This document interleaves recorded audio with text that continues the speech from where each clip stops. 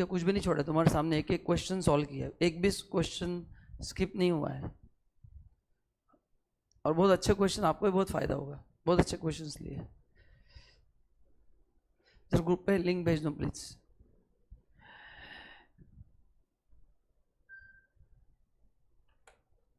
चलिए, so good morning everyone online.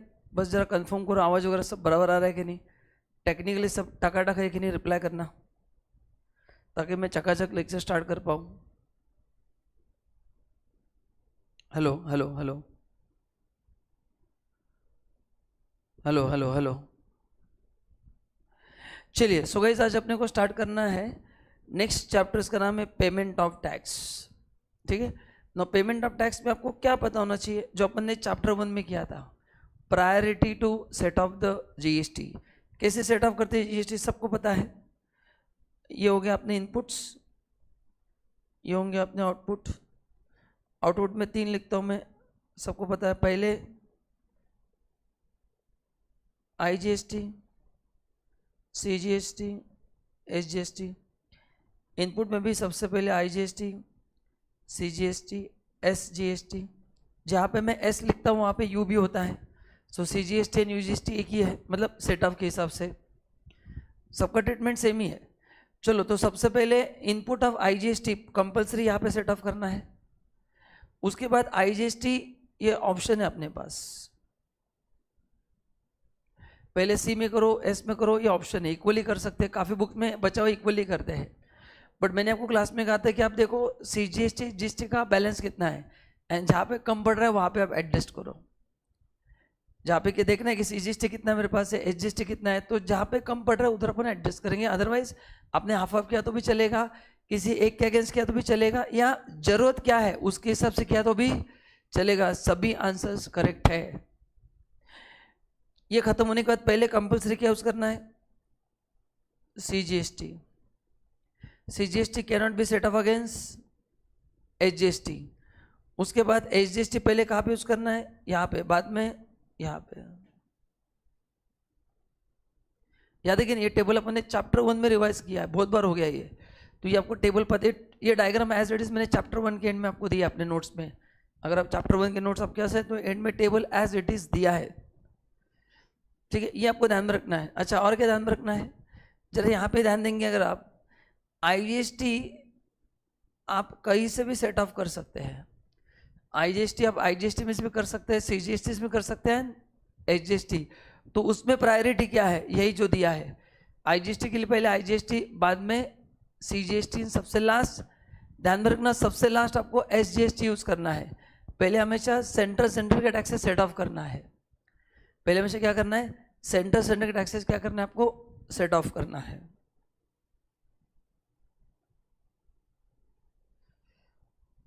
ठीक है, और सीजीएसटी एसजीएसटी का कभी सेट ऑफ नहीं होगा। और बस ये 3 चीज़ आपको ध्यान में रखना है। तो ये अगर ध्यान में, तो अपन आराम से कोई भी क्वेश्चन सॉल्व कर सकते हैं। चलो करूँ मैं सॉल्व क्वेश्चन। ये चैप्टर 1 में दिया है नोट्स में, मतलब आप रेगुलर नोट्स में भी दिया है, लिखना तो लिख सकते हैं बट इट्स ऑलरेडी देयर। चलो, ऑनलाइन क्लियर है सबको, ठीक है, हो गया। आइए क्वेश्चन सॉल्व करते हैं। पहला, Mr. George registered supplier of goods at Kerala, paid GST under RCM. It has made following transaction. Sorry, under regular scheme. मैंने RCM पढ़ा, I'm sorry. देखो संडे का इम्पैक्ट। सोर्स दिया है न्यू दिल्ली त्रिवेंद्रम, परचेज दिया है, सेल्स दिया है। अभी देखो ये बंदा खुद केरला में है और उसने दिल्ली से परचेज भी किया, सेल भी किया है, मतलब इंट्रास्ट रेट परचेज भी है और इंट्रास्ट रेट सेल्स भी है। आईजीएसटी आएगा। Trivandrum is part of Kerala only, Trivandrum is part of Kerala, तो इसमें सीजीएसटी एंड एचजीएसटी आएगा। इंटरेस्ट रेट परचेज भी और इंटरेस्ट रेट सेल भी है। टोटल दिया दोनों का मिला के, रेट दिया है दोनों का। ये complied with all the conditions. अपन ने जो आईटीसी की कंडीशंस है सेक्शन 16, वो सभी कंडीशन फुलफिल की है। और उसके बाद ओपनिंग बैलेंस दिया है सीजीएसटी एचजीएसटी का 30,000 और 1 लाख। अच्छा नहीं, 30,000 और आईजीएसटी का 1 लाख ओपनिंग बैलेंस दिया है, प्लस उसका जो इलेक्ट्रॉनिक कैश लेजर है उसमें भी ये 3 बैलेंसेस है। अपन ने एक टॉपिक पढ़ा था, देखो पेमेंट ऑफ टैक्स, उसमें अपन ने पढ़ा था माइनर हेड्स मेजर हेड। तो उसमें अपन ने ये पढ़ा था कि इलेक्ट्रॉनिक कैश लेजर में जो पैसा है कैश, वो आप कहीं पे भी यूज कर सकते हैं, लेकिन आईटीसी में से खाली इलेक्ट्रॉनिक क्रेडिट लेजर में जो पैसा जमा है उसमें से मैं खाली आईटीसी पे कर सकता हूँ, उसमें से इंटरेस्ट पे नहीं कर सकता हूँ। मेरे को अगर इंटरेस्ट पे करना है तो मैं कौन सा लेजर यूज करूँगा? Cash ledger. तो कैश लेजर में जो भी मेरा बैलेंस है उसमें से मैं इंटरेस्ट, पेनल्टी, फाइन सब कुछ पे कर सकता हूँ। बट मेरा इलेक्ट्रॉनिक क्रेडिट लेजर में जो पैसा है उसमें से मैं खाली जीएसटी पे कर सकता हूँ, उसमें से इंटरेस्ट, पेनल्टी पे नहीं कर सकते। एंड मैंने आपको कहा था कि ये from one minor head to another major head ये आप शिफ्ट कर सकते हैं, और शिफ्ट करने के लिए कौन सा फॉर्म यूज होता है? जीएसटी पीएमटी 9 फॉर्म यूज होता है। तो पहला क्वेश्चन है compute net GST payable by George during April in cash. Will your answer differ if the declaration in form GST PMT 9 has been given? तो दो question है, पहले अपन सिंपल क्वेश्चन सॉल्व करते हैं, पीएमटी 9 पे बाद में आते हैं, ठीक है? चलिए, तो अभी अपन क्या करेंगे, सेल परचेस निकालेंगे। लिखो, फॉर्मेट बताता हूं, लिखो computation of GST payable by mister, क्या नाम इसका, जॉर्ज है ना, किधर गया? हाँ जॉर्ज जी।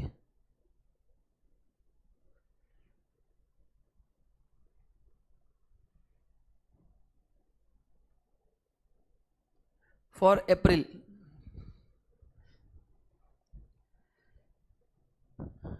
अभी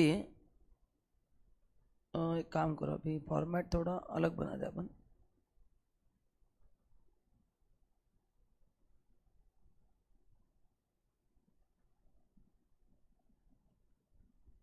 particulars amount IGST CGST SGST, ऐसे टेबल बनाओ।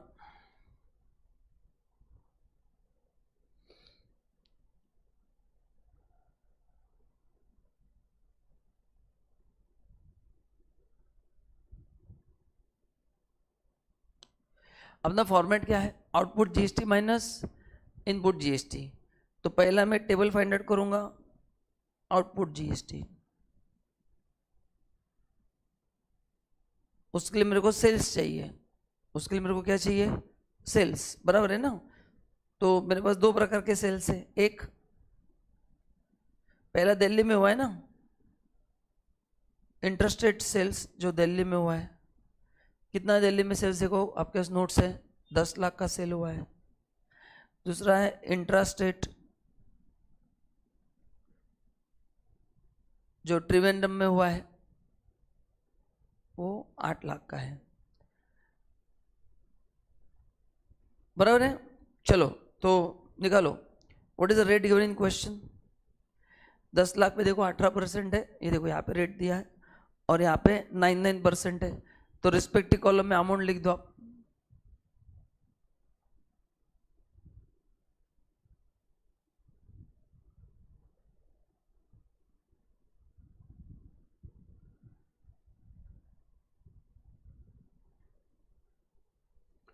सो 10 लाख का 18% 1,80,000, और 8 लाख का 9% 72,000। तो ये आ गया अपना आउटपुट जीएसटी।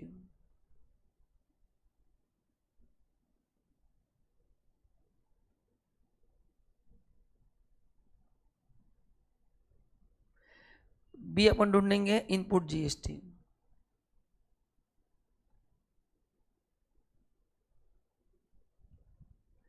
अब इसमें ऑलरेडी ओपनिंग बैलेंस दिया है जो लास्ट टाइम कैरी फॉरवर्ड हुआ है, वो पहले लिखेंगे, प्लस इस साल का परचेस का ऐड करेंगे।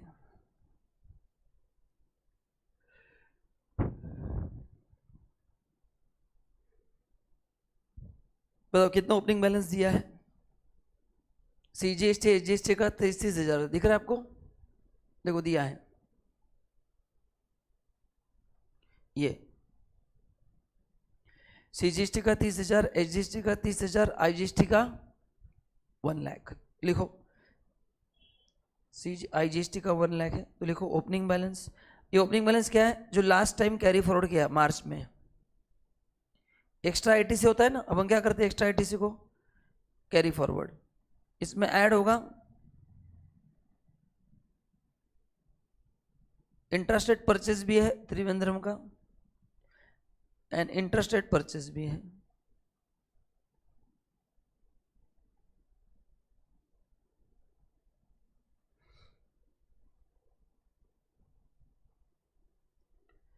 Interest rate and interest rate,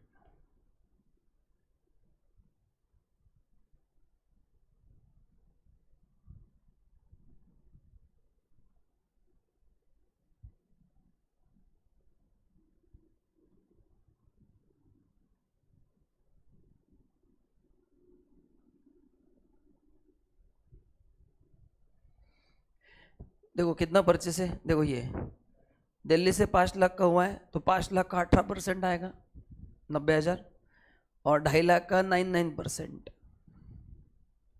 तो ये रिस्पेक्टिव कॉलम में लिखो, ये हो गया अपना टोटल इनपुट। तो 5 लाख का 18% कितना आ गया 90,000 ना, एंड 2.5 लाख का 9%, 2.5 लाख का करेक्ट 22,500 22,500। तो ये हो गया अपना अभी टोटल ITC।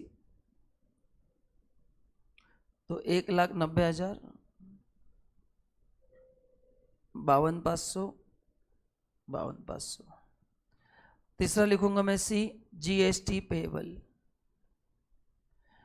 अभी मेरे पास इनपुट भी मिल गया आउटपुट भी मिल गया।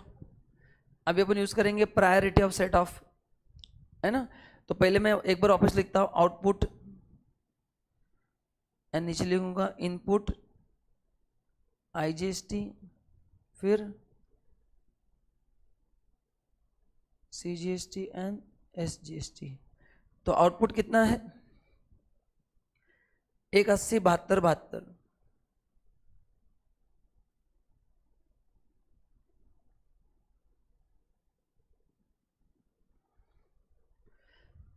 एंड इनपुट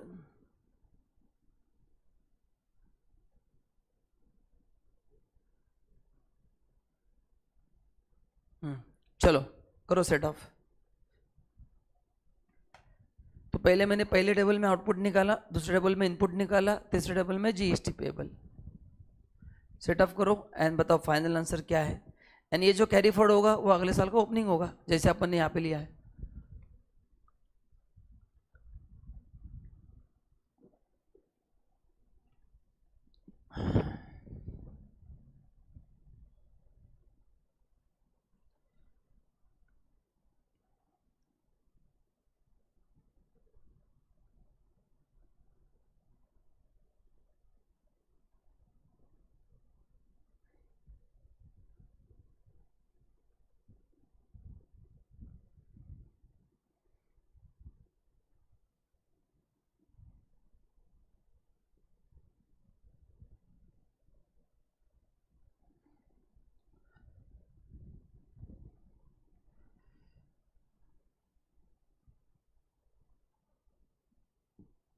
बोलो पहले क्या यूज होगा,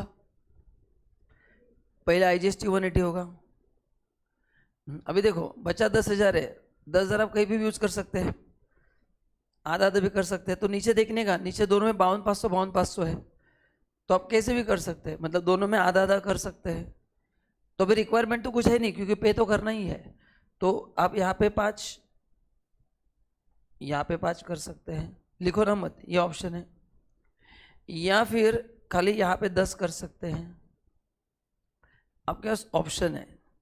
क्या है ऑप्शन है, कैसे भी कर सकते हैं, आपका चॉइस है। तो अपन आधा आधा करेंगे, 3 ऑप्शन है ना आपके पास, आधा आधा करो या तो पूरा सी में यूज करो या तो पूरा एस में, क्योंकि जरूरत तो दोनों में है। जी कैसे पता चला जरूरत दोनों में, अगर मैं ये पहले लिखता हूँ, सुनो आप लिखना मत, अगर ये मैं पहले लिखता हूँ तो मेरे को अंदाजा आता है कि नहीं आता है, बोलो क्या अंदाजा आता है कि दोनों पे करने के लिए पैसा कम बढ़ रहा है। 72,000 में से 52,500 देना है इनपुट है, मतलब दोनों में पे करना ही है। और दोनों में इक्वल पे करना है तो तुम कहीं भी यूज करो, है ना। तो ये जरूरत देख के एडजस्ट करना है। आपको लगता है कि सी में पैसा कम पड़ रहा है तो मैं 10 कहाँ पे एडजस्ट करूंगा, सी में। लगता है एस में कम पड़ रहा है तो एस में। अभी दोनों में इक्वल ही है तो तुम कहीं पे भी यूज करो। तो आई क्लेम हाफ हाफ।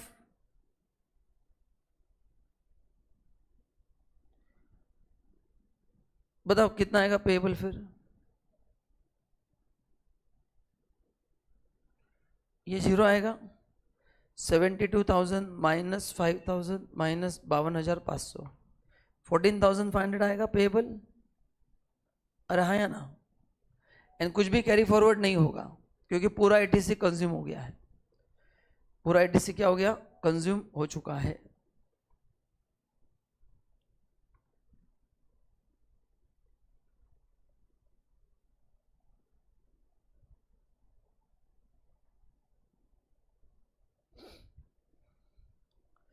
समझा। अभी देखो, अब इसमें सेकंड क्वेश्चन है।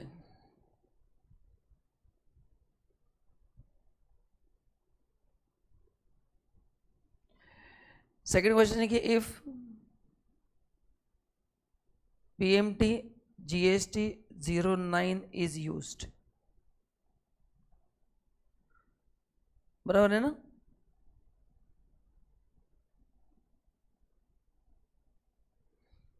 अभी देखो क्या होगा, ये पहले समझा क्या सबको। अरे हाँ या ना, कुछ तो बोलो। अभी देखो अपन ने ये बैलेंस यूज नहीं किया, बराबर है कि नहीं। तो अगर मैं बैलेंस यूज करता हूं, है ना, तो फिर मैं इसको यूज कर सकता हूं कि नहीं बताऊं। मेरे पास सीजीएसटी का 2000 है, टोटल आईजीएसटी का 2000 है। अच्छा इसकी जरूरत नहीं है। क्यों जरूरत नहीं, क्या है जरूरत। इनपुट ज्यादा है ना, इनपुट ज्यादा है तो कहाँ पे पैसे की कमी पड़ रही है अपने को। पैसे की कमी कहाँ पे पड़ रही है, सीजीएसटी एंड एचजीएसटी में 72 है। आईजीएसटी में जरूरत है क्या, पेएबल 180 है, इनपुट 190 है, तो आईजीएसटी में जरूरत नहीं है। कम कहाँ पे पड़ रहा है, सीजीएसटी एंड एचजीएसटी में कम पड़ रहा है। तो अगर ये मैं PMT9 यूज करता हूँ तो ये पैसा मैं क्या कर सकता हूँ, शिफ्ट कर सकता हूँ। एंड ये पूरा पैसा शिफ्ट करके मैं क्या पे कर सकता हूँ, SGST पे कर सकता हूँ, क्योंकि कैश लेजर में बैलेंस है ना।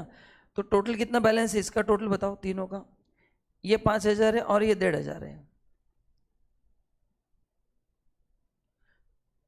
टोटल मेरे पास 6,500 है। तो ये 6,500 में यूज करता हूँ तो मेरा बैलेंस पेबल और कम होगा। मेरा बैलेंस पेबल क्या होगा और। अच्छा ये कहाँ पे यूज कर सकता हूँ मैं। अच्छा ये कैश लेजर का बैलेंस है ना, ये कहीं भी यूज कर सकते हैं। क्रेडिट का बैलेंस टैक्स के अगेंस्ट एडजस्ट करना है, तो ये जो बैलेंस है 6,500 रुपया, यू कैन यूज एनीवेयर। अच्छा एंजल मतलब कहाँ पे जरूरत है, या तो सी में जरूरत है या तो एस में, कहीं पे भी यूज करो, कोई आंसर गलत थोड़ी होगा। तो क्या लिखेंगे फिर, if GST PMT do not use, लिखो then balance of electronic cash ledger can be used for payment of GST as below। तो कितना, तो पहले लिखूंगा मैं बैलेंस ऑफ कैश लेजर। कितना बैलेंस है बताओ, 5,000 प्लस 1,500। ये पहले कहाँ से है समझा क्या, बोलो कहाँ से है ये, क्वेश्चन में उसका टोटल लिया। अच्छा ये देयरफॉर जीएसटी पेएबल, अभी ऊपर कितना आ रहा था 14,500 प्लस 14,500 माइनस 6,500। ये तुम कहीं भी यूज करो ना, पेएबल तो कम होगा कि नहीं होगा। कोई सी में करेगा कोई एस में करेगा, किसी का भी आंसर गलत नहीं है। कैश लेजर का पैसा तुम कहीं पे भी यूज कर सकते हो, इसलिए मैंने जनरल माइनस कर दिया है, किसी स्पेसिफिक के अगेंस्ट माइनस नहीं किया है। बट करना है तो एस के अगेंस्ट करो। कितना आएगा ये, 22,500। तो पेएबल जो 22,500 होगा, बस खत्म। समझा।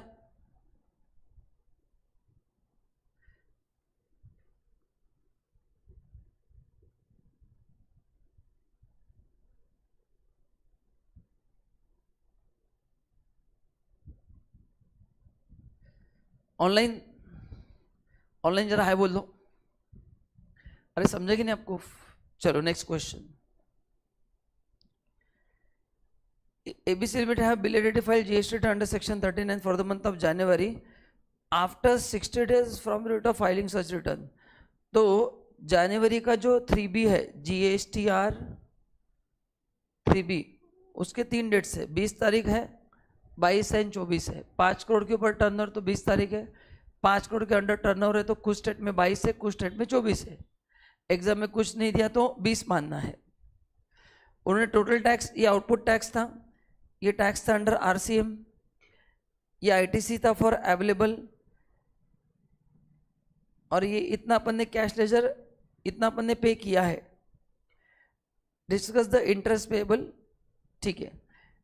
तो इन शॉर्ट 20 तारीख था, बट उन्होंने पेमेंट कब किया? After 60 days. तो जितना भी GST यहां पे पेएबल था उस पर 18% का इंटरेस्ट लगेगा। तो पहले करना क्या है आपको? GST पेएबल निकालना है। तो जब तक आपका GST पेएबल आएगा उसके बाद ही मैं कर सकता था। GST पेएबल का यहाँ पे रेडीमेड डेटा दिया है, चेक करो। बोलो आउटपुट GST दिया है क्या? इनपुट GST दिया है क्या? दिया है। एंड RCM को तो हम बाद में ऐड करेंगे। RCM का कैसे IT से एडजस्ट नहीं होगा। तो पहले जो मैंने टिक किया है उसको एडजस्ट करके आप GST पेएबल निकालो, उसमें RCM ऐड करो, फिर टोटल पेएबल निकलेगा, उसमें से कितना पे किया वो माइनस करो, एंड फिर बाकी का आएगा शॉर्टफॉल। बाकी का क्या होगा अपना? ये उन्होंने पे किया है। समझा आपको क्या करना है? तो पहले क्या करना है बताओ?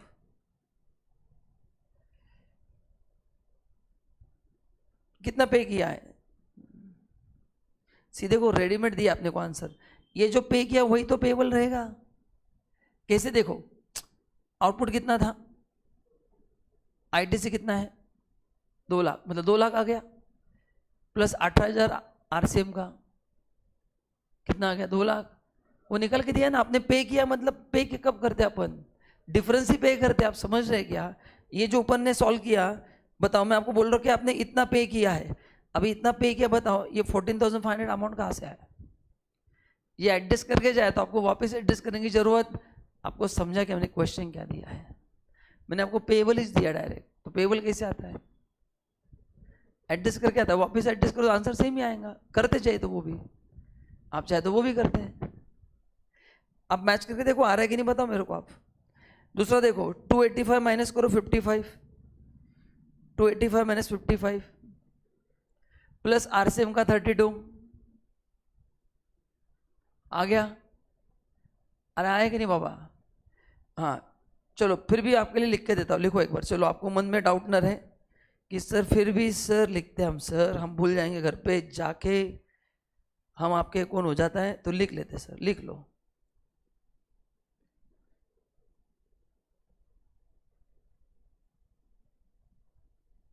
लिखो कंप्यूटेशन ऑफ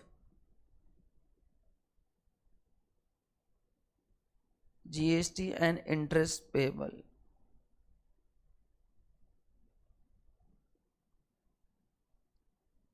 आपको डेटा समझा ना?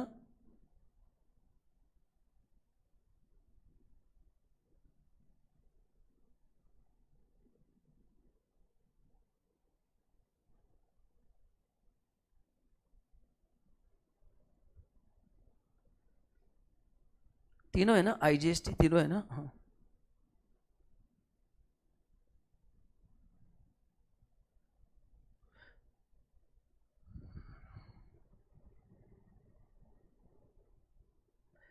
लिखो।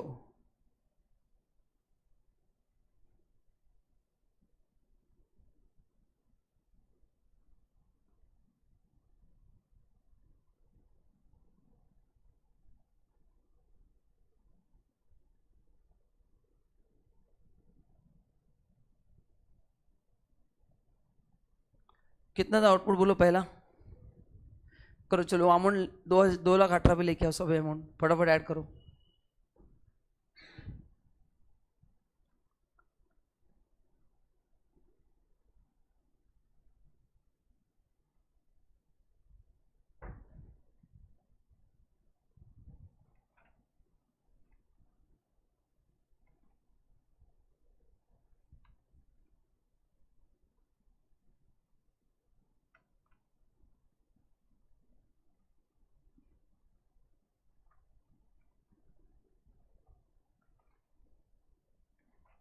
कितना है पहला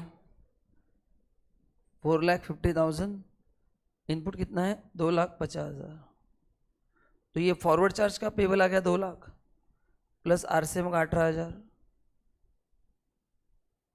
टोटल आ गया 2,18,000।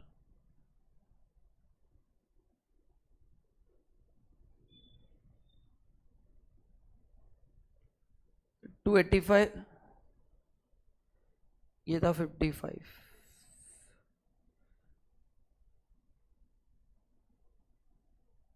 ये आ गया 230 प्लस आरसीएम का कितना है 32 ना। अरे वो समझा कि ना, आपको डेटा निकाल के दिया, बस इंटरेस्ट निकालना है।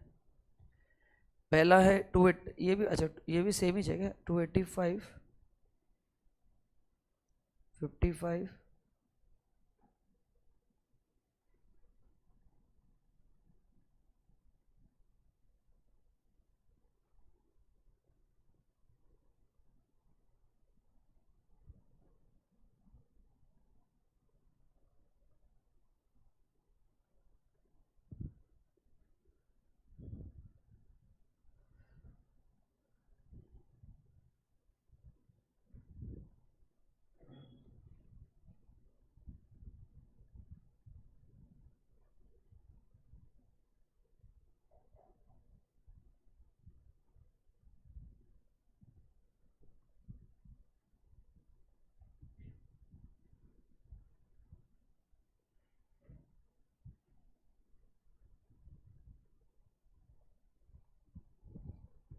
अच्छा, कब पे होना चाहिए था, ये पेबल था फॉर जनवरी। जनवरी कब पे करते हैं अपन, अगले महीने की 20 फरवरी को। 20 हो सकता है, 22 हो सकता है, 24, कभी भी हो। कितना दिन लेट हुआ है 60 डेज, तो इंटरेस्ट कितने दिन के लिए आएगा 60 डेज के लिए। What is the rate of interest 18% for 60 days. निकालो 2,18,000 into 18% into 60/365,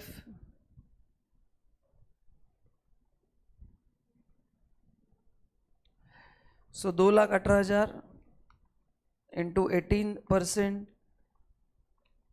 divide by 365 into 60, 6450 आ रहा है क्या। Then 2,62,000 into 18% divide by 365 into 60, 7752 आ रहा है क्या, देखो।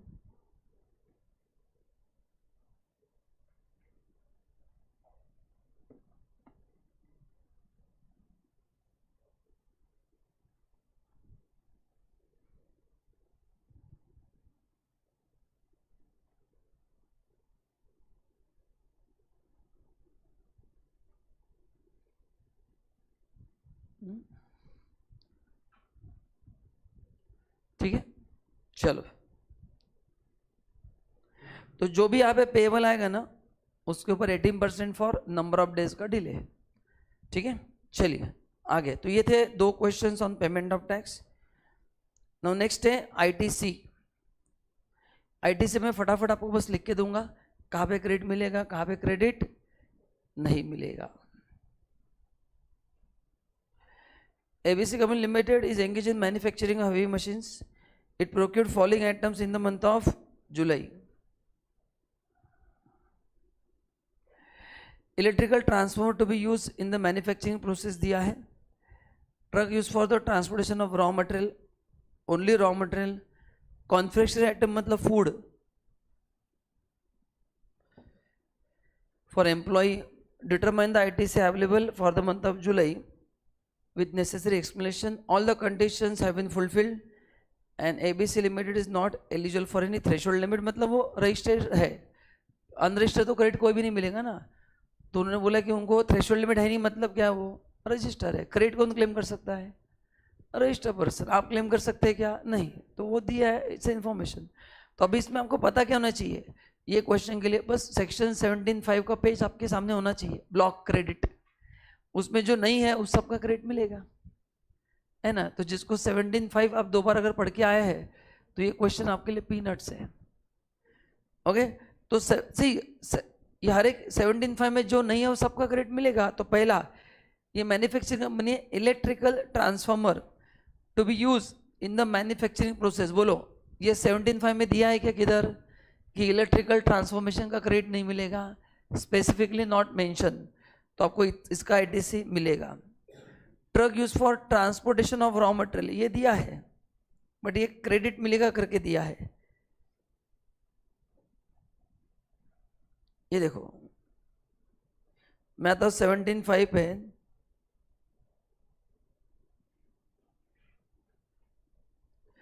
वेसल एयरक्राफ्ट का क्रेडिट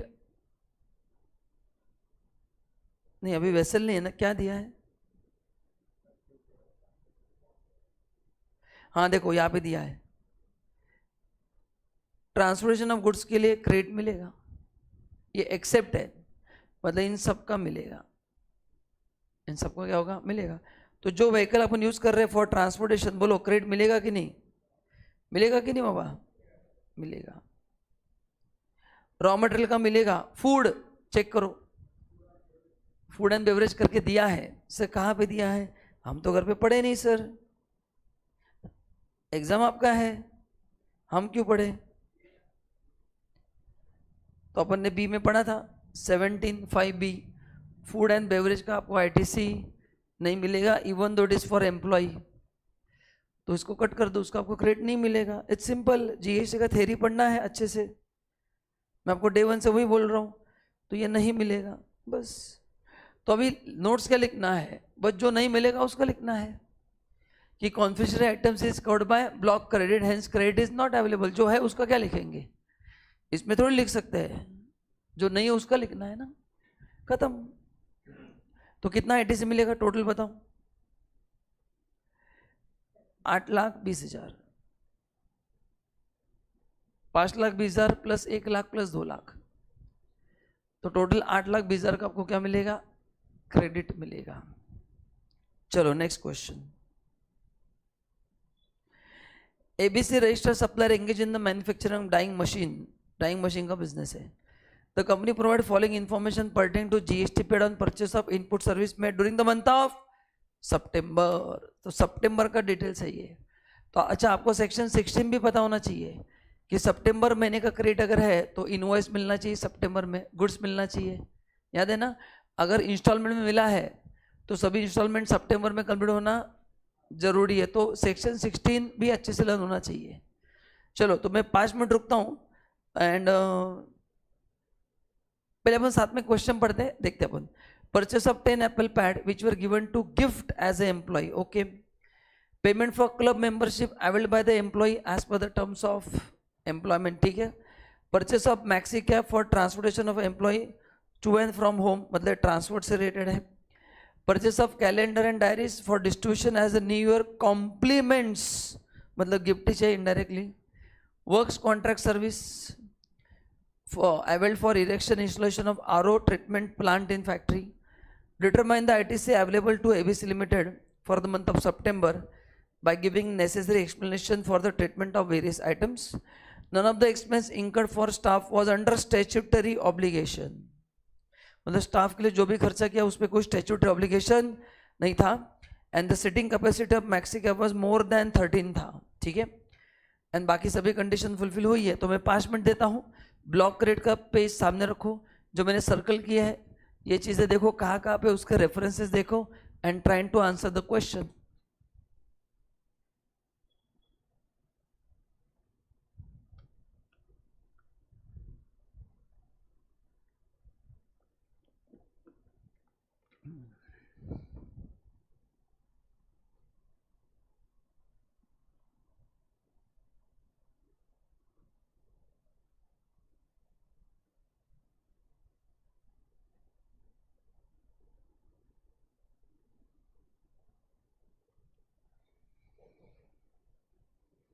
चलो ऑनलाइन आप भी आंसर दो, 1 का आंसर क्या है, 2 का क्या है। आज नहीं तो कब?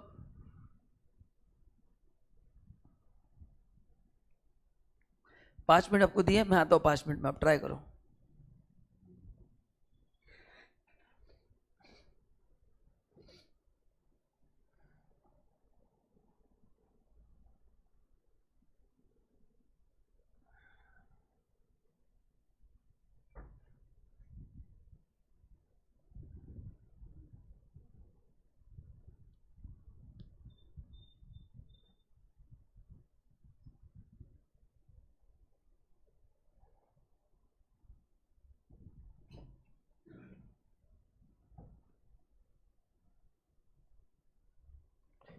चलो,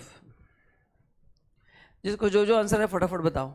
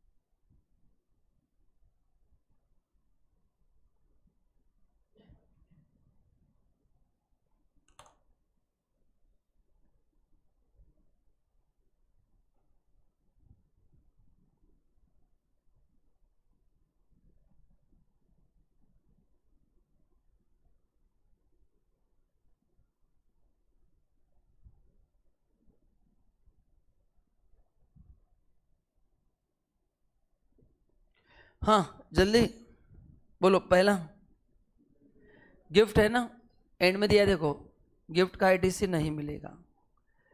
क्लब मेंबरशिप का भी आईटीसी, हाँ इसलिए वो नीचे दिया है। क्लब मेंबरशिप नीचे क्या करो, मैंडेटरी बाय लॉ है। देखो मैं आपको बताता हूँ क्या है। नहीं देखो वो क्या कंफ्यूजन है बच्चों को, मैं क्लैरिटी देता हूँ आपको। देखो ये जो चीज़ें है 17(5)(b है ना, इन सबका क्रेडिट नहीं मिलेगा। इसमें बोला है, ये हो गया। हाँ देखो यहाँ पे क्लब है, एंड इसमें बोला है कि अगर ये स्टेचुटरी ऑब्लिगेशन तो क्रेडिट मिलेगा क्लब का भी। समझा वो क्या दिया है? तो अदरवाइज क्लब का क्रेडिट नहीं मिलेगा, बट यहाँ पे मैंने दिया है। तो यह है क्या, स्टेचुटरी ऑब्लिगेशन नहीं है तो क्रेडिट नहीं मिलेगा। ठीक है, ओके आगे जस्ट दिखा रहा हूँ मैं आपको।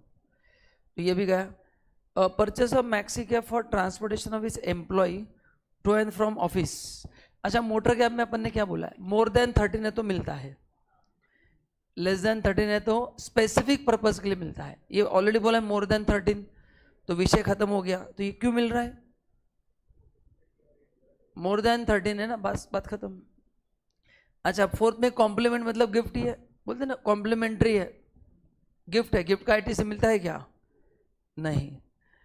वर्क्स कॉन्ट्रैक्ट सर्विस का क्रेडिट नहीं मिलता है। आपको याद है मैंने डीएलएफ का एग्जांपल दिया था, टाटा मोटर्स ने खुद बिल्डिंग बनाया, नहीं मिलेगा।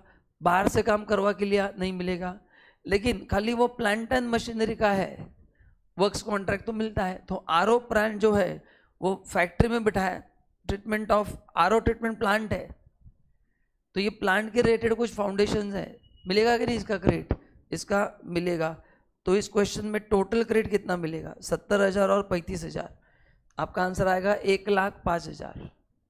एंड बाकी सबके लिए आपको नोट लिखना है कि this is covered by block credit, hence credit is not available. Section नहीं लिखा तो भी चलेगा, पर इतना तो लिख सकते हैं ना, these items are covered by block credit, hence credit is not available, and 1 2 3 लिखने का। अरे समझा कि नहीं? चलो next. With the help of following information given below in respect of manufacture for the month of September, compute ITC to be credited to electronic register। मतलब वही पूछा है, जो ब्लॉक रेट में नहीं उसका क्रेडिट मिलेगा। Also compute the amount of ITC to be added to the output tax liability for the month of September। मतलब क्या, मतलब आउटपुट के लिए कितना यूज कर सकते हैं वो भी बताओ। Ignore interest. आउटपुट सप्लाई दिया है गुड्स का, आउटपुट सप्लाई एग्जाम सप्लाई का दिया है, टर्नओवर दिया है, इनवर्ट सप्लाई दिया है जीएसटी का। अच्छा अभी ये है क्या, जरा देखो। अभी ये ठीक है बता दो मैं। Capital goods exclusive use for taxable supply, capital goods exclusive use for exempt supply, use for both supply. अगर आपको याद है तो अपन ने रूल 40 41 ऐसे पढ़े थे।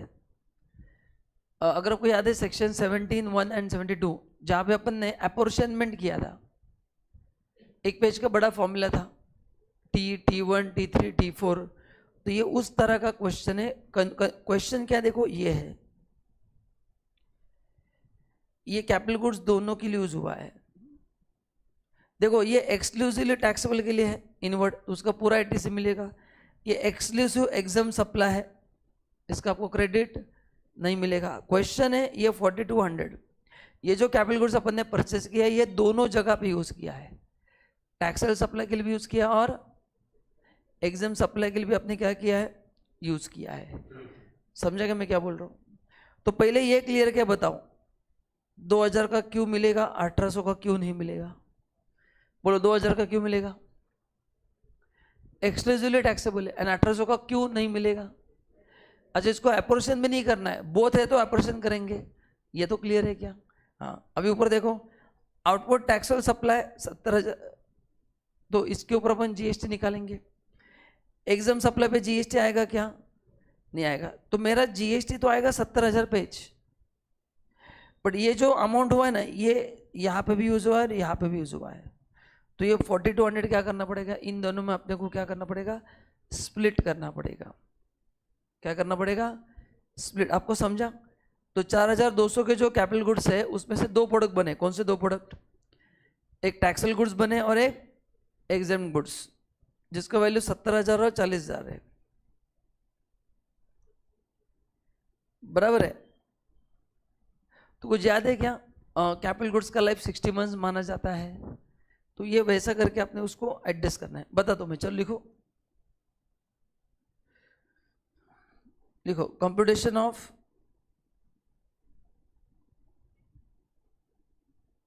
ITC and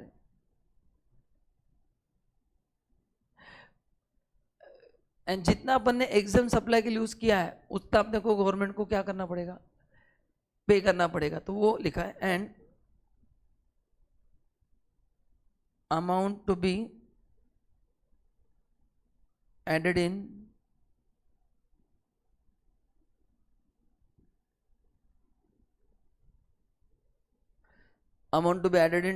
output tax liability.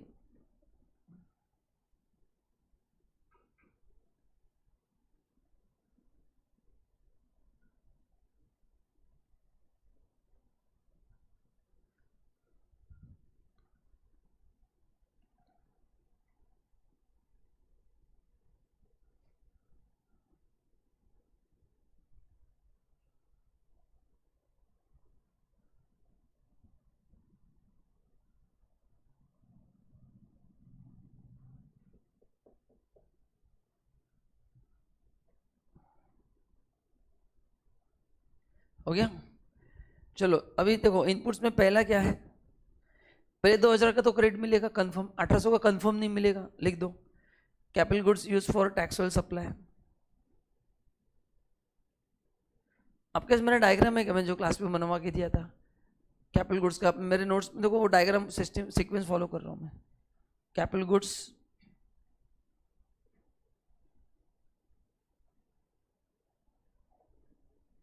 Use for taxable supply,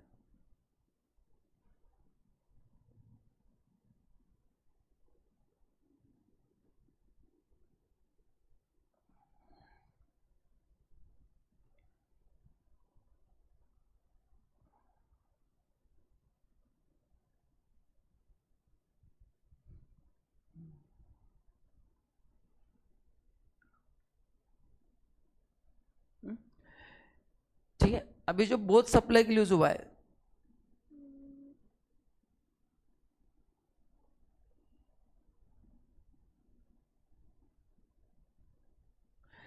तो पहले अपन क्रेडिट लेते हैं एंड बाद में अपने को पता चला रही है तो दोनों जगह पे यूज हो रहा है। तो पहले ये अमाउंट जाएगा, amount to be transfer to electronic credit ledger, क्योंकि मैं एसेट खरीदने के बाद यूज होगा ना, तो जब मैंने खरीदा, अरे समझे ना, खरीदने के बाद यूज होगा ना, तो रिवर्सल बाद में होगा ना, तो पहले अमाउंट कहाँ पे जाएगा, क्रेडिट लेजर में जाएगा, एंड फिर बाद में अपन क्या करेंगे, अच्छा रिवर्सल खाली 4200 का ही होगा, 2000 को तो एक्सक्लूसिव टैक्सेबल है, तो 4200 में जो एग्जेम्प्ट पार्ट है उसका अपने को क्रेडिट नहीं मिलेगा, तो वो कैसे करना है देखो। तो टोटल अभी इसको बोलते हैं हम कॉमन क्रेडिट, 4200 क्या है, कॉमन क्रेडिट है, क्या है, कॉमन क्रेडिट। तो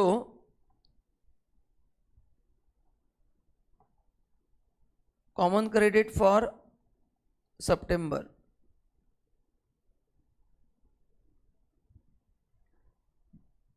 चार 200 डिवाइड बाय 60 मंथ्स का लाइफ माना गया ना, तो 70 रुपया जो है वो दोनों जगह पे यूज हुआ है। 70 रुपया क्या है? Common credit. अभी अपने को इंटू ई अपॉन एफ करना है, exempt supply upon total supply. Diagram मेरे पास अगर है तो देखो, तो common credit for exempt supply,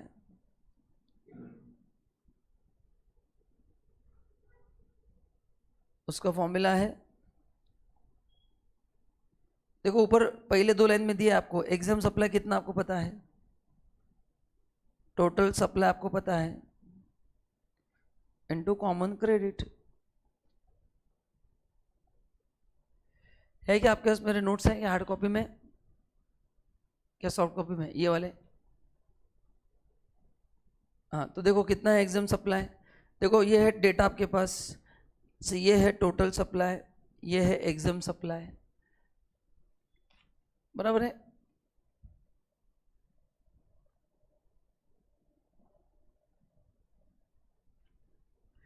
तो एग्जाम सप्लाई 40,000 है, टोटल सप्लाई है 1,10,000 इंटू 70, हाँ 25 पॉइंट। ये क्या करना पड़ेगा? रिवर्स करना पड़ेगा ना, रिवर्स करना पड़ेगा। इसको बोलते हैं to be added in output tax liability, जो क्वेश्चन का सेकंड पार्ट था, है ना। तो ये what is this 25 amount to be added in, amount to be added in output GST 25.45।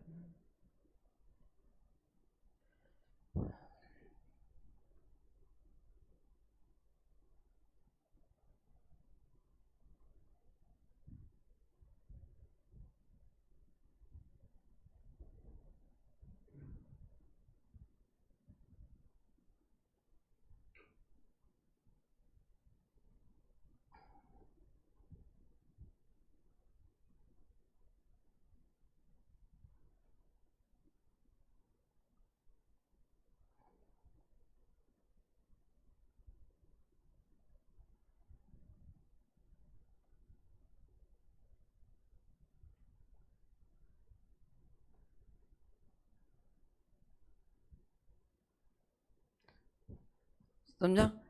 Okay, तो दो क्वेश्चंस थे। आईटीसी कितना मिलेगा? पहला क्वेश्चन ये था अपना, आईटीसी 2000 का आईटीसी मिलेगा, और इतना तुमको क्या करना पड़ेगा? पे करना पड़ेगा। मतलब आईटीसी में अपन ने, सॉरी ये आईटीसी टोटल इतना है, टोटल अपन ने ट्रांसफर किया 6000, तो आपने 6200 यूज किया, लेकिन उसमें से रिवर्स कितना किया? क्योंकि उतना एसेट एग्जाम सप्लाई के लिए यूज हो रहा है। ठीक है, अरे समझा कि नहीं? चलो next question. On 25th August 20, Mrs. Agarwal Limited registered supplier of textile product located in Bengaluru purchased one machine for 12,39,000 including GST from one supplier in Maharashtra who issued invoice on same day। तो ये बंदा बेंगलोर में है, उसने महाराष्ट्र से machine लिया है, बराबर, मतलब आईजीएसटी पे किया है। Messrs. Agarwal and Agarwal Limited put the machine use on the same day and avail ITC of eligible amount। Mrs. Agarwal sold this machine after using it in the process of manufacturing textile goods for 7,50,000 excluding GST to Mr. Suresh Kumar of Andhra Pradesh on 20 August 23। During the purchase as well as sale of machinery, the IGST rate was 18%। तो guys ये question है 18(6) है ना। Availability of ITC under special circumstances करके block rate के बाद next page पे वही है। 18(6) में अपन ने पढ़ा था कि जिस मशीन का आपने आईटीसी लिया है उसको अगर आप बेचते हैं तो जीएसटी जो पे करना है वो हायर ऑफ 2 पे करना है। 5% माइनस करो जो अमाउंट आएगा वो, या फिर उसका ट्रांजैक्शन वैल्यू दिया 7.5 लाख, उस पर 18%, 18 ही दिया ना, हाँ, विच एवर इज हायर, ये आपको वर्किंग करना है। तो पहले क्या करना है अपने को? नंबर ऑफ क्वार्टर्स ढूंढ के पहले आईटीसी निकालना है कि 1239 में कितना आईटीसी है, उसके बाद उसमें नंबर ऑफ क्वार्टर ढूंढ के वो रिवर्स करना है, फिर वो अमाउंट आएगा, या फिर ट्रांजैक्शन वैल्यू पे जो जीएसटी है विच एवर इज हायर। तो ये नोट सामने रखो 18.6, आपको इजी होगा। एंड मैंने क्लास में इसका न्यूमेरिकल भी दिया है, चेक करो आप। क्वेश्चन 4,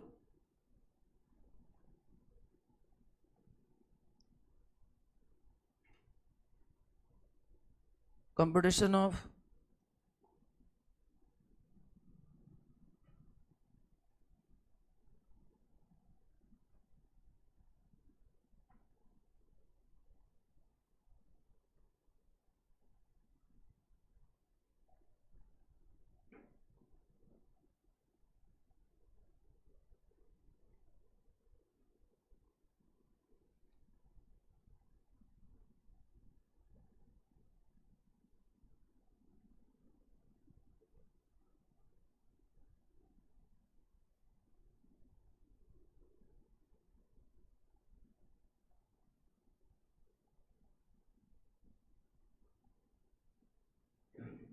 रुपीस के 2 कॉलम बनाओ।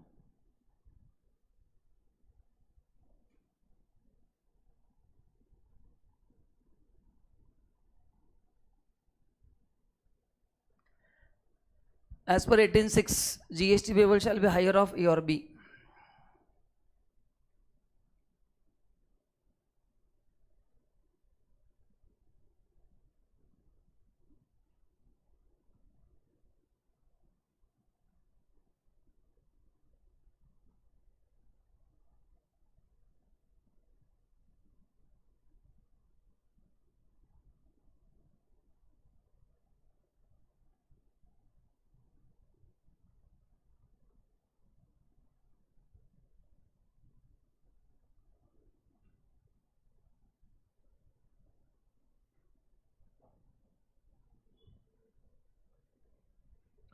हो गया? तो पहला ए क्या बोलो?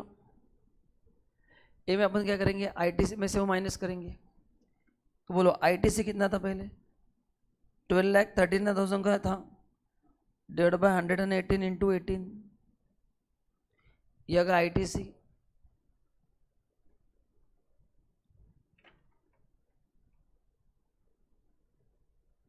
कितना था? ITC 12,39,000, 1239 divide by 118 into 18, 1 lakh less ITC to be reverse at 5% per quarter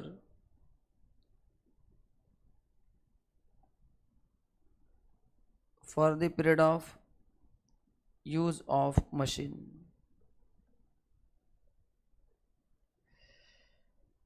तो अपने को भी नंबर ऑफ क्वार्टर्स ढूंढने पड़ेंगे, कब आपने लिया कब बेचा, चेक करो कब लिया कब बेचा है।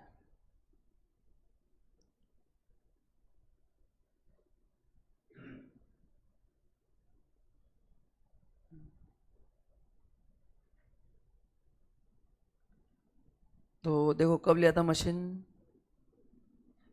25 अगस्त 2020 से 20 अगस्त 2023।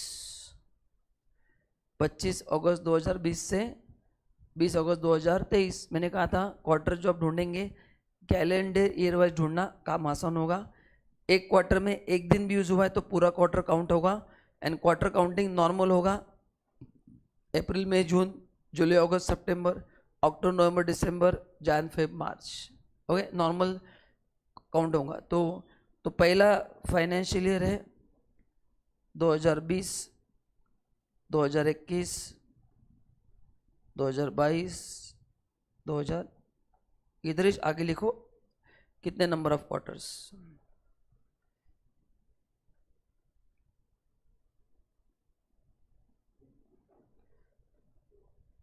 तो इन बिटवीन तो पूरे 4 आएंगे, 21 के पार 4, 22 के 4 आएंगे।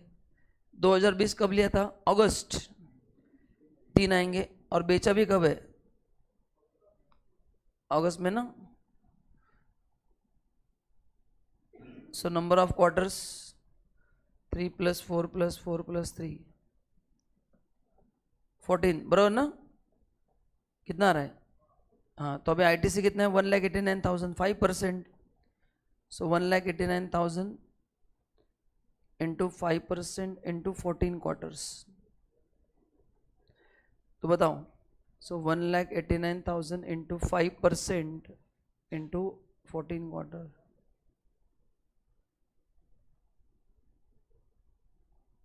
माइनस 1,89,000. तो एक ही हिसाब से पेबल आ रहा है 56,700. एक हिसाब से जो पेबल आ रहा है वो आ रहा है 56,700. सही है क्या कैलकुलेशन? कुछ गड़बड़ नहीं ना कैलकुलेशन मेरी? चेक करो ऑनलाइन, बराबर है क्या?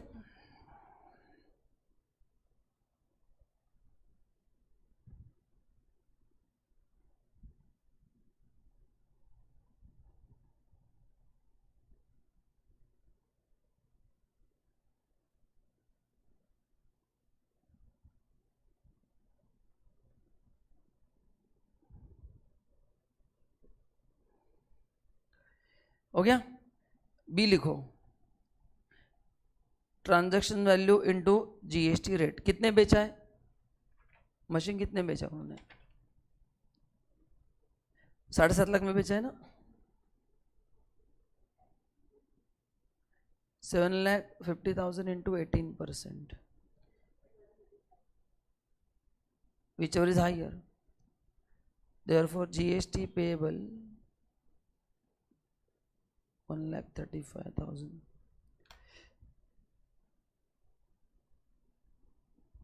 तो ए भी निकाला अपन ने और बी भी निकाला. समझा क्या आपको?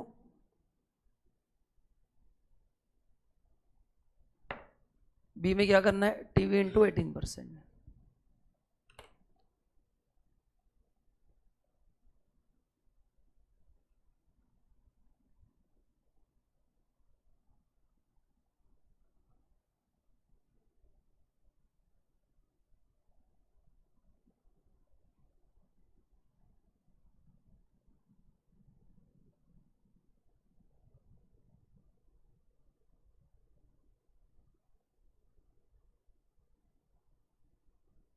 हो गया? चलो next, last question. Determine the ITC available in following cases as per 17.5. चलो ट्राई करो, 2 मिनट रुकता हूं मैं. उधर से को मिलेगा कि नहीं? जो बड़े बड़े क्वेश्चन अपन ने सॉल्व किए, जो इजी वहीं पे सॉल्व करेंगे.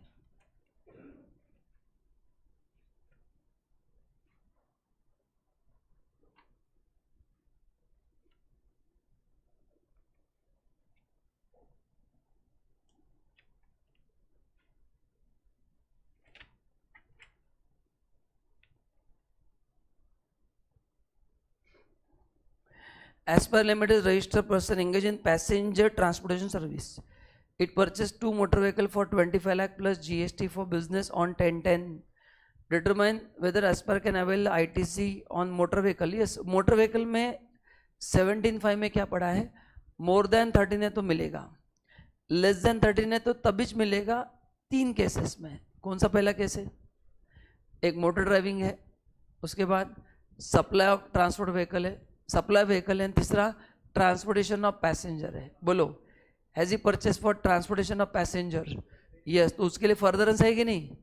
मेरे पास जो कार है वो ट्रांसपोर्टेशन के लिए नहीं है, but Preeti tours and travels, उनके पास जो कार है वो उनका फर्दरेंस है, पैसा कमाने का जरिया है, तो उनको क्रेडिट मिलेगा. तो यहाँ पे आईटीसी क्या होगा? बोलो, मिलेगा कि नहीं? मिलेगा. ठीक है, चलो next. MC Limited conducted its 25th AGM at its head office in Bangalore and availed services of Swat Caterers. Swat Caterers charged 450 plus GST 18% for supply of outdoor catering service. मिलेगा कि नहीं मिलेगा? नहीं मिलेगा ना? नहीं. लेकिन अपन ने पढ़ा था कि स्वात कैटर को किसी और कैटर ने सर्विस दिया, अगर वो सिमिलर लाइन ऑफ बिजनेस में हो तो उनको क्रेडिट मिलेगा, बट आपने को क्रेडिट नहीं मिलेगा. तीसरा, चलो, वर्क्स कॉन्ट्रैक्ट का क्रेडिट नहीं मिलेगा, बट अगर it is for plant and machinery तो मिलेगा. प्लांट एंड मशीनरी में land, building, telecommunication tower, pipeline laid outside factory नहीं आता है।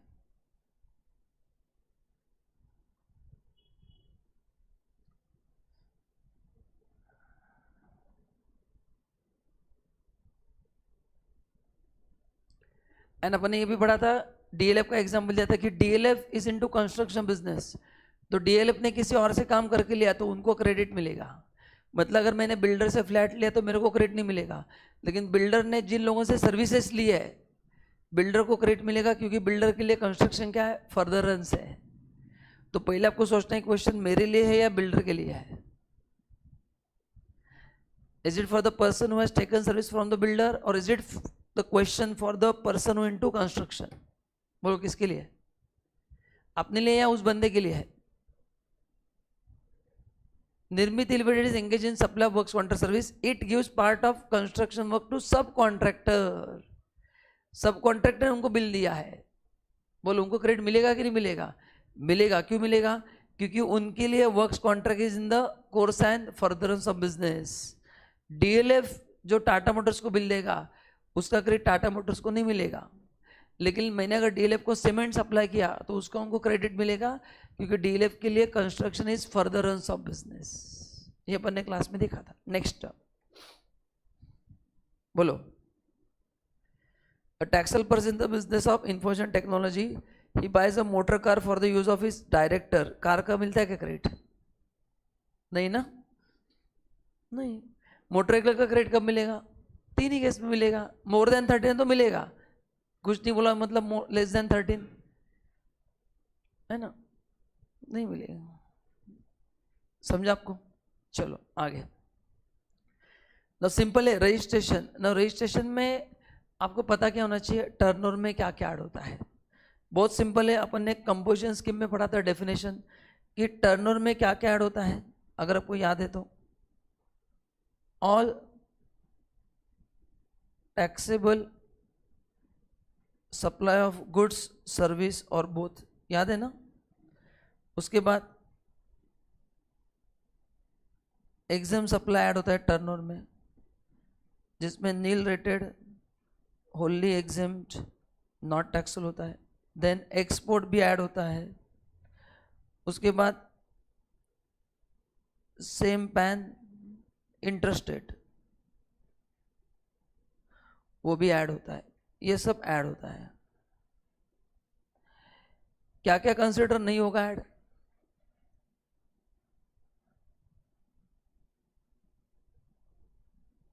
Not to be added. क्या क्या टर्नओवर में नहीं लेना है? आरसीएम नहीं लेना है, जीएसटी नहीं लेना है, जॉब वर्क में जो सप्लाई किया अपन ने एज अ जॉब वर्कर वो नहीं लेना है। बस वही क्वेश्चन दिया है। एंड फिर लिमिट अगर 10 लाख 20 लाख 40 का ऊपर जाता है, डिपेंडिंग अपॉन आप कौन से स्टेट में हो, तो रजिस्ट्रेशन लेना कंपलसरी है। तो ये अपन ने क्लास में कंपोजिशन स्कीम चैप्टर पढ़ा था, देखो उसमें अपन ने टर्नओवर का फॉर्मूला का कैलकुलेशंस भी किया है। तो बस वही पूछा आपको। तो अभी आप मेरे को क्वेश्चन देख के बताएंगे ऐड होगा कि नहीं होगा। आरसीएम का जो टर्नओवर है, जहां पे मैं आरसीएम पे जीएसटी हो रहा हूं, वो सामने लेके टर्नओवर में ऐड होगा। तो एग्जाम में चेक करो, अगर आपने सप्लाई किया अंडर आरसीएम तो आपके टर्नओवर में ऐड होगा, लेकिन अगर आप रिसिपिएंट हो तो फिर आपके टर्नओवर में ऐड। तो एग्जाम में जब आरसीएम आता है तो डायरेक्टली डिफाइन मत करो, ऐड नहीं होगा। अगर प्रोवाइडर है तो मैं बोलता कि मैंने सप्लाई किया अंडर आरसीएम, तो मेरे टर्नओवर में ऐड होगा कि नहीं होगा। तो एग्जाम में अगर रजिस्ट्रेशन रिसिपिएंट के हिसाब से पूछा है तो आरसीएम ऐड मत करो, सप्लायर के हिसाब से पूछा है तो ऐड करना है। तो बी केयरफुल, डायरेक्टली आंसर नहीं लिखना है कि सर ने बोला नहीं लेना है। अरे किसके टर्नओवर में नहीं लेना है? रिसिपिएंट के। लेकिन क्वेश्चन अगर प्रोवाइडर का है तो लेना पड़ेगा ना, लॉजिकल पॉइंट है। हाँ चलो, तो ये बेसिक रिवीजन ले लिया मैंने। चलो पहला क्वेश्चन सॉल्व करके बताओ, रजिस्ट्रेशन लेना पड़ेगा कि नहीं। ये समझा आपको? लिखने की जरूरत नहीं, अपन ने ऑलरेडी इसके न्यूमेरिकल सॉल्व किए हैं। नोट्स आपके पास है, चैप्टर 6 का first page, definition of aggregate turnover as दिया है। चलिए मैं 2 मिनट रुकता हूं, आप दिमाग ला के बताइए। क्वेश्चन है क्या आपके पास? क्वेश्चन है सबके पास? तो फिर मैं फॉर्मूला सामने रखता हूं।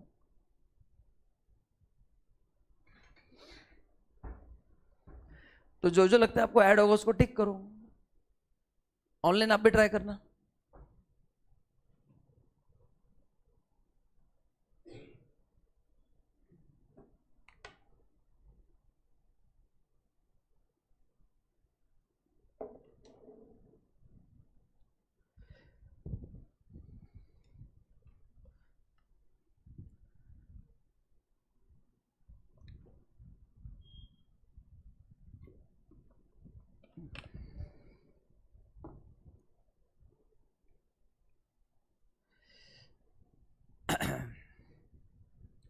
नहीं, टर्नओवर चाहिए मेरे को बस, बाकी क्वेश्चन में बोला टर्नओवर पूछा है 11 लाख। देखते हैं। With help of following information of Jain enterprises Jaipur, Jaipur मतलब बड़ा स्टेट है, determine the aggregate turnover for registration. Sale of diesel, diesel is a non taxable supply, बोलो लेना है कि नहीं लेना है? डीजल नॉन टैक्सेबल में आता है ना, नॉन टैक्सेबल में 6 चीजें आती है, 92 की 5 प्लस अल्कोहलिक लिकर। अरे हाँ ना। Supply of goods after completion of job work from the place of Jayanti by the principal. अभी देखो, supply of goods after completion of job work मतलब जयंती एंटरप्राइजेज जॉब वर्कर, उसने प्रोसेस कंप्लीट किया and वहां से सप्लाई हुआ है, पर ये पैसा जयंती के पास आएगा या प्रिंसिपल के पास जाएगा? हाँ, ये जयंती का सही लेके, जयंती ने खाली गुड्स प्रोसेस किए, प्रिंसिपल ने बोला जयंती गुड्स बन गए उसको बेच दे, तो बोलो ये सप्लाई खाली मूवमेंट जॉब वर्कर के प्रीमाइसेस से हुआ है। ये जो बायर है वो पैसा जयंती को देगा या प्रिंसिपल को देगा? तो ये जयंती के टर्न में ऐड होगा क्या? नहीं होगा। हाँ, अगर ये प्रिंसिपल होता तो ऐड होता। अगर मैं बोल रहा हूँ कि आप फिक्स माइंडसेट मत बना के जाइए, एक्सपोर्ट ऐड होगा। Supply to its own additional place of business in Rajasthan, मैंने अभी आपको कहा था। Interstate same PAN, interstate add होता है, ये इंटरस्टेट है या इंट्रास्टेट है, तो ये ब्रांच ट्रांसफर होगा ना नॉर्मल, ऐड नहीं होगा। उसका ब्रांच बोला है ना, मतलब ये डिम डिस्टिंग पर्सन का कॉन्सेप्ट है। डिम डिस्टिंग पर्सन का सप्लाई ऐड कब होगा? सेम पैन, ये वो जयपुर बोला है और ट्रांसफर भी राजस्थान में हुआ है, तो ये इंट्रास्टेट है या इंटरस्टेट है? क्वेश्चन जो दिया वो इंट्रा है या इंटर है? इंट्रा है। कंफर्म? कैसे पता चला? राजस्थान, तो नहीं होगा ऐड। आउटवर्ड सप्लाई, हाँ अभी देखो ये ऐड होगा, इसने सप्लाई किया जिसमें सामने वाला आरसीएम में जीएसटी देगा, तो ये सप्लायर के हिसाब से, तो ये भी ऐड होगा। तो टोटल कितना होगा? 5। 7 लाख इज द टर्नओवर। समझा क्या? इसलिए रिवीजन सेशन में बहुत अच्छे क्वेश्चंस ले रहा हूँ, आप समझ पा रहे, कोई भी टाइम पास नहीं कर रहा हूँ, ढूंढ के क्वेश्चन, आपको पता चला किस स्केल के क्वेश्चन, हर एक क्वेश्चन में कुछ तो नया लिया है, हर एक क्वेश्चन में नया लिया है। आप एक एक क्वेश्चन चेक करने वाले, डीटी से पहले क्वेश्चन से 100 क्वेश्चन किए, टोटल 110 है, ये 60 और डीटी के 50, हर एक क्वेश्चन में देयर इज सम यूनिकनेस, क्योंकि मेरे को पता है कि आप आपका 1 घंटा इन्वेस्ट करने वाले हैं, तो ऐसा आपको लगे खाली टाइम पास हो गया, वेस्ट हो गया टाइम, तो हर एक क्वेश्चन में आपको मजा आने वाला है, बस सेशन अटेंड करेंगे तो, नहीं तो एग्जाम में बहुत ज़्यादा मजा आएगा।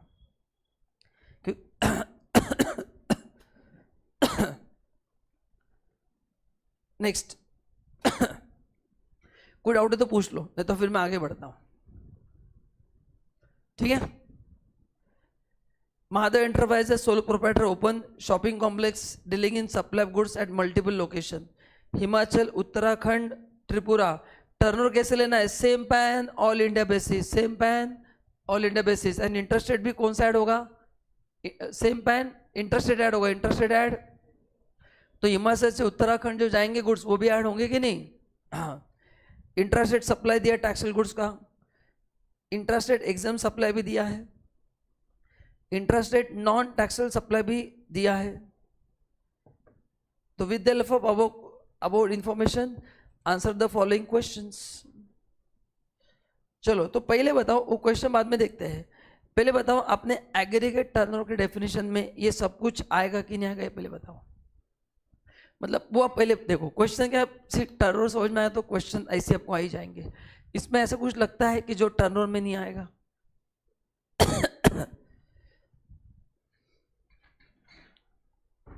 ये इतनी चीजें नहीं आएंगी। एन और एक के नहीं आएगा,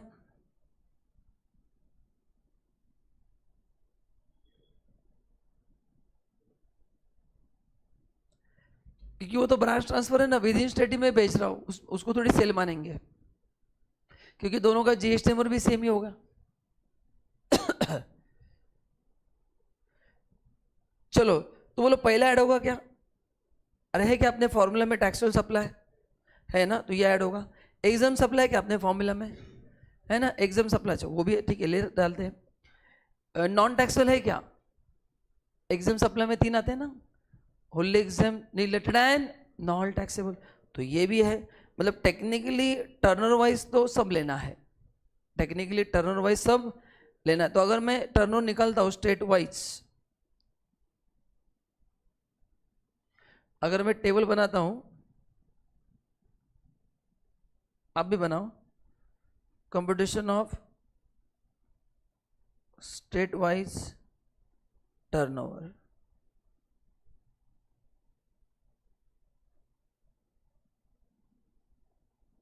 पर्टिकुलर्स हिमाचल प्रदेश,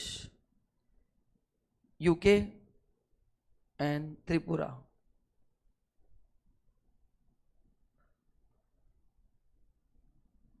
तो आप डिटेल्स लिख देना, मैं टोटल लिख देता हूँ, या आप भी अभी टोटल लिख दो। 22,50,000,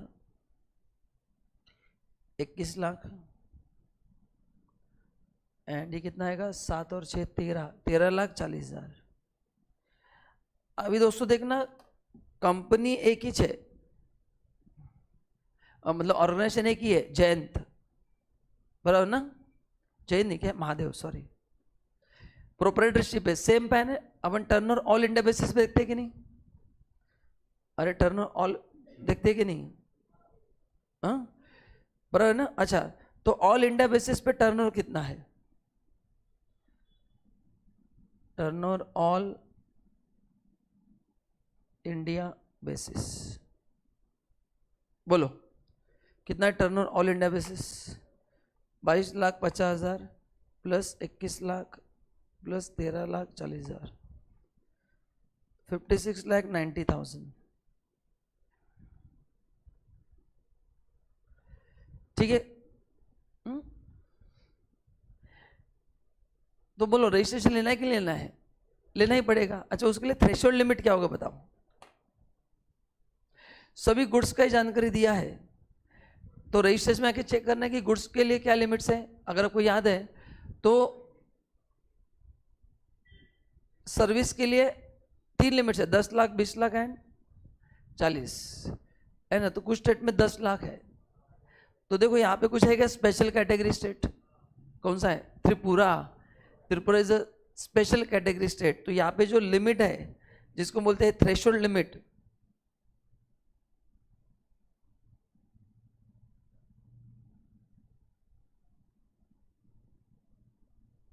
क्योंकि Tripura is a special category state.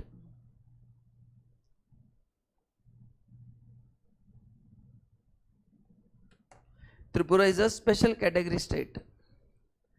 तो बोलो रजिस्ट्रेशन लेना पड़ेगा कि नहीं? हाँ, अभी देखो मैंने क्वेश्चंस दिए हैं, तो पहले क्वेश्चन का आंसर मैंने आपको दे दिया है। ये क्वेश्चन 1 था मेरे क्वेश्चन, ये 1 था।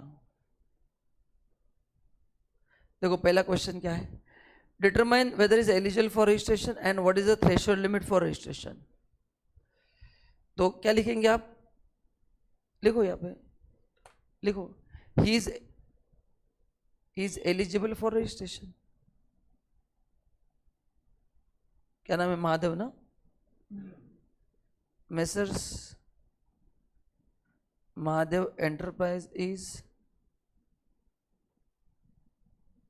eligible for registration as turnover exceeds 10 lakh। तो ये था पहले क्वेश्चन का आंसर। अभी 2 में मैंने 3 क्वेश्चंस दिए, ए बी सी, जिसका आंसर आप दोगे। 2 में है ए बी सी, जिसका आंसर आप दोगे।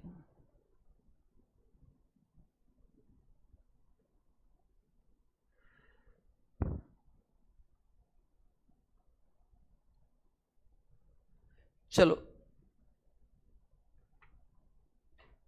बोलो, 3 क्वेश्चन है। If Mother Enterprise dealing in taxable supply of goods only from Himachal Pradesh, तो फिर लिमिट क्या होगा? क्या क्वेश्चन है? Explain the reason where you are answering question one will change in following independent cases.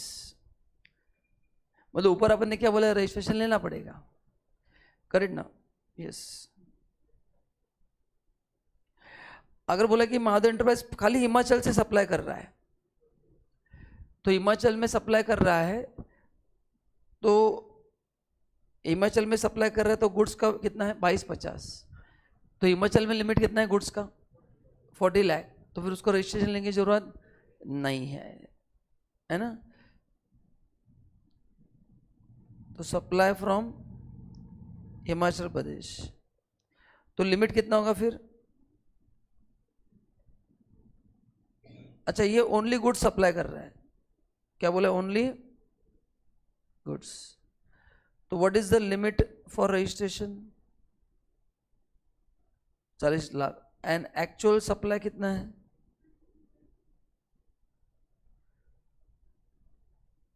तो रजिस्ट्रेशन इज नॉट रिक्वायर्ड। ऐसे बी करना है और सी भी करना है। एग्जाम में थोड़ा डिटेल में लिखना है, ये रिवीजन मोड इसलिए मैं शॉर्ट फॉर्म में लिख रहा हूं, आपको प्रॉपरली लिखना है उसको।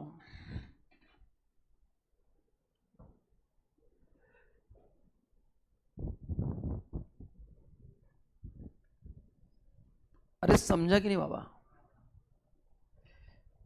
मजा है कि नहीं? तो बहुत अच्छे क्वेश्चंस किए। तो ये 100 क्वेश्चंस फटाक से जाके आज के आज पूरे एक बार फटाफट रिवाइज करना है एक साथ, ताकि वो याद रहेगा। नहीं तो क्या होगा फिर वापस अपने नहीं रिवाइज किया, ये भी आप भूल जाओगे।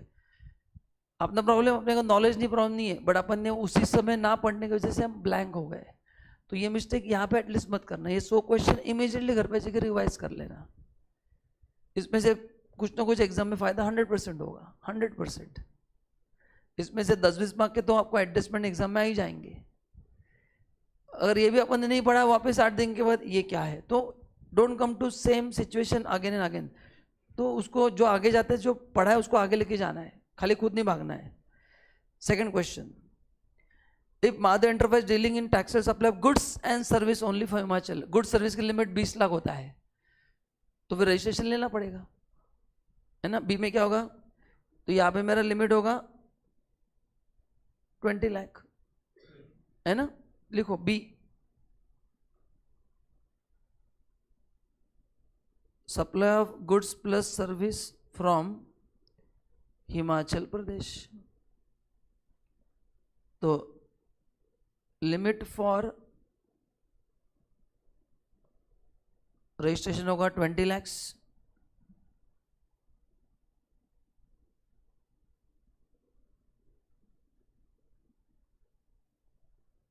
Actual supply 22.5 lakh।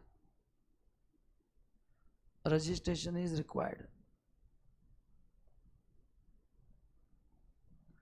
Registration is required. चलो अभी सी आप सॉल्व करेंगे पूरा। 2 मिनट देता हूं मैं, बाद में चेक करूंगा।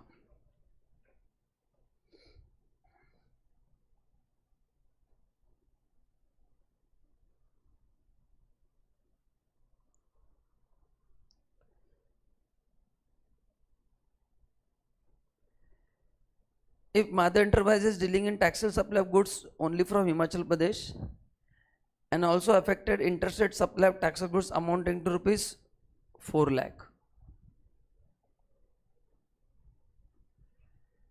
सी बात ही खत्म हो गई ना।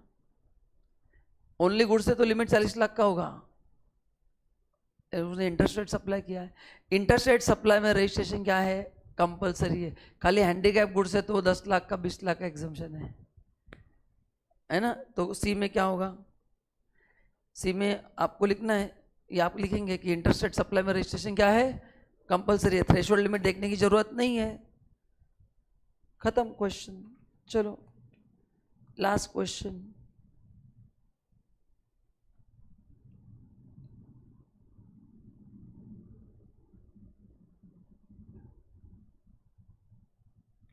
तो सी में क्या लिखना है आपको answer? In case of interstate supply, registration is compulsory without any threshold limit. चलो नेक्स्ट क्वेश्चन।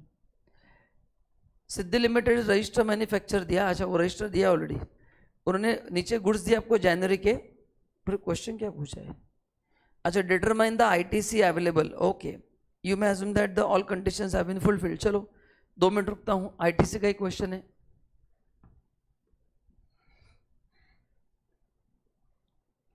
उनका रजिस्ट्रेशन हुआ है, परचेस दिया है आपको। Capital goods on which depreciation has been claim, section 16(3) अपन ने पढ़ा था। अगर आपको आपके पास मेरे डायग्राम्स है तो उस पर अपन ने पढ़ा था कि आप एसेट जब खरीदते हो उस पर जो डेप्रिसिएशन है, उस पर जो जीएसटी है, उसका अगर आप डेप्रिसिएशन क्लेम करते तो आईटीसी नहीं मिलेगा, एंड डेप्रिसिएशन क्लेम नहीं करेंगे तो आईटीसी मिलेगा। तो यहाँ पे इस सिद्धि लिमिटेड कंपनी ने क्या किया है, टैक्स का भी डेप्रिसिएशन क्लेम किया है, तो फिर इसका आईटीसी आपको नहीं मिलेगा। Next, goods purchase from Ravi traders, invoice मिला है जनवरी में, गुड्स मार्च में मिले, नहीं मिलेगा। क्यों, अपन ने पढ़ा था सेक्शन 16(2) गुड्स मिलना चाहिए, इनवॉइस भी मिलना चाहिए, यहाँ पे इनवॉइस मिला है, गुड्स नहीं मिला है, तो नो क्रेडिट। तीसरा, car purchase for making further supply of car, हाँ मतलब यहाँ पे उसका बिजनेस है वो, ठीक है। Such car is destroyed in accident while being used for the test drive by potential customer। अगर आप ब्लॉक रेट पढ़ते हैं 17(5) में देखो लास्ट में 2-3 लाइन पे दिया है डिस्ट्रॉयड, लॉस, थेफ्ट, गिफ्ट, उसमें आईटीसी नहीं मिलता है।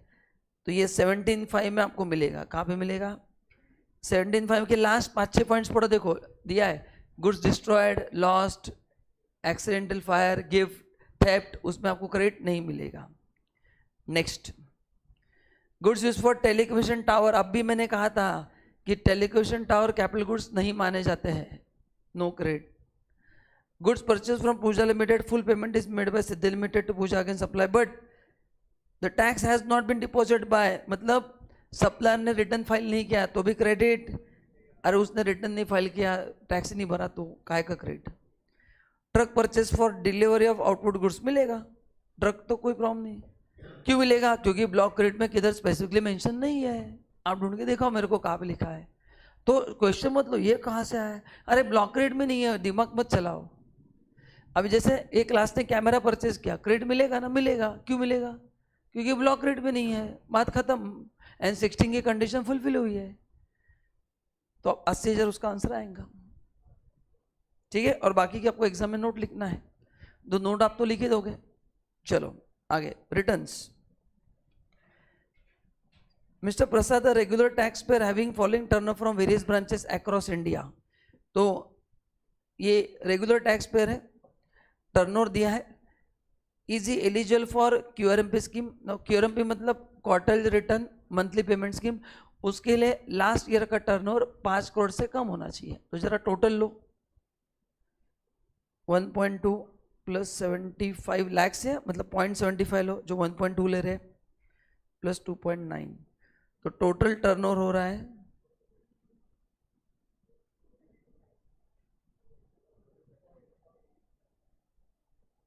Which is below 5 CR। तो बोलो, is he eligible for scheme, yes, है ना।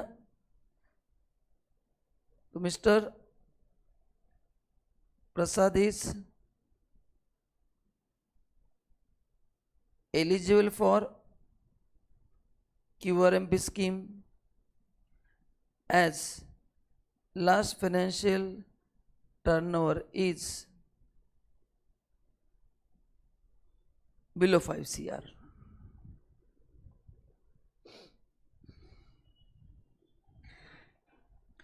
तो ये क्वेश्चन क्या करना है, जितने पूरे क्वेश्चंस लिए आने वाले 2 दिन में, भले ओरली गो थ्रू कर लो, लेकिन पूरा परफेक्ट कर दो 100 क्वेश्चंस, 110 क्वेश्चन, आपको बहुत फायदा होगा एग्जाम में, आपका एक कॉन्फिडेंस बिल्ड होगा, आपको मतलब कंफ्यूजन नहीं होगा। फिर जो अपन ने कंपटीशन के क्वेश्चन सॉल्व किए वो भी करना है, बढ़िया, तो बेस तो ग्रेड हो जाएगा। चलिए हो गया, और एक क्वेश्चन है ना, also if mister Prasad want to offer QRMP only for Maharashtra, अगर आपको याद है मैंने क्लास में कहा था ये scheme is not like composition scheme. Composition scheme में क्या था, आएंगे तो सभी ब्रांचेस आएंगे, ऑल इंडिया ने तो नहीं। QRMP scheme is GSTN wise. तो अगर आप चाहते हैं तो महाराष्ट्र का जो ब्रांच है उसके लिए आप क्यूआरएमपी स्कीम एंड बाकी ब्रांच के लिए नॉर्मल स्कीम और वाइस वर्सा पॉसिबल है। तो सेकंड के लिए क्योंकि yes it is possible for mister Prasad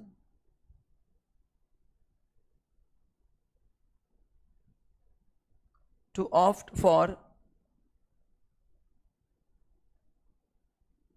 QRMP scheme only for Maharashtra branch. But exam में लिखना है कि QRMP scheme is GSTN wise, तो ये उसके लिए पॉसिबल है।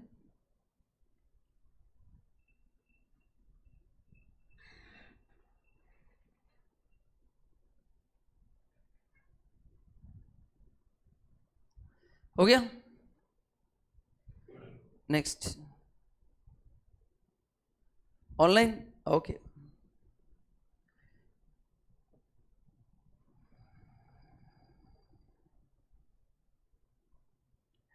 RN Limited is the registered person under GST. Following details are given. Aggregate turnover of 2021 is equal to, नहीं अमाउंट किधर गया है, is equal to aggregate turnover of 21-22 4 crore. Last वाले क्वार्टरली फॉर द एंडेड 21 मार्च दिया है।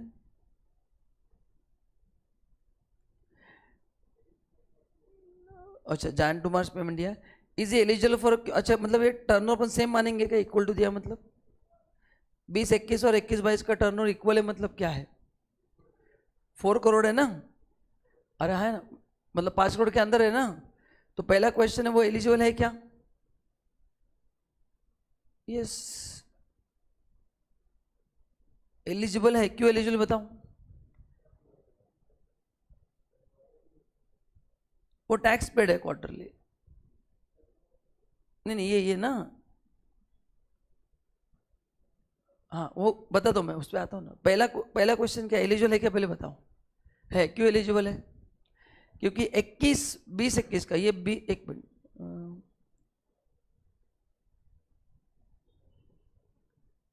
कुछ तो गड़बड़ है। ये क्या करो, ये फिर 19-20 करो और फिर ये 20-21 बराबर होगा, है ना। Aggregate turnover of 19-20 equal to, ये अमाउंट मिसिंग है यार, ठीक है आप इस पे ध्यान ही मत दो, ये कुछ तो गड़बड़ हुआ है, ये ध्यान में रखो। एग्रीगेट टर्नओवर ऑफ 20-21 4 करोड़ है, एंड इसका भी मैं एज्यूम करता हूँ कि 4 करोड़ ही है 19-20 का। वो डेटा मिसिंग है, क्वेश्चन में मिस्टेक है, तो एज्यूम क्या करो कि हाँ तो एलिजिबल है क्या, है ना।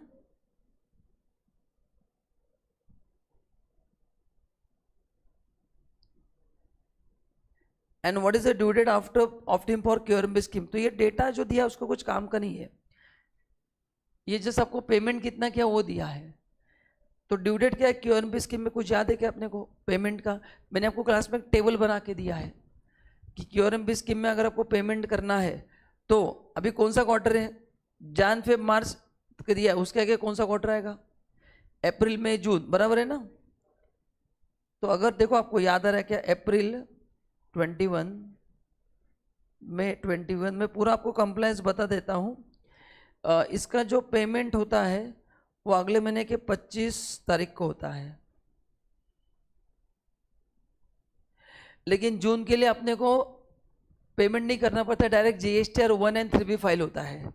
तो जून के लिए अपना फाइल होगा GSTR 1, क्या तारीख है क्यूआरएमपी स्कीम के लिए, 13 है क्या, देखो 13 ही है ना। तो 13 जुलाई को फाइल होगा, एंड GSTR 3B जो है उसके लिए या तो 22 जुलाई होगा या तो 24 जुलाई। अगर आपको याद है 5 करोड़ के अंदर है तो 22-24 है। आप कौन से स्टेट में, कुछ स्टेट में 22 है, कुछ स्टेट में 24 है। वो स्टेट याद रखना एग्जाम में मुश्किल है, आपको दोनों डेट लिखना है।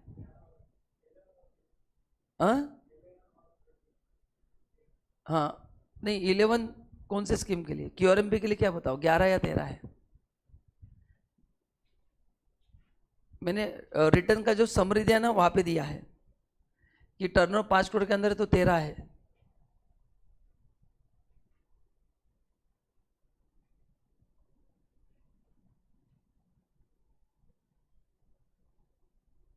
तो ये आपको लिखना है, ये आपके लिए होमवर्क है।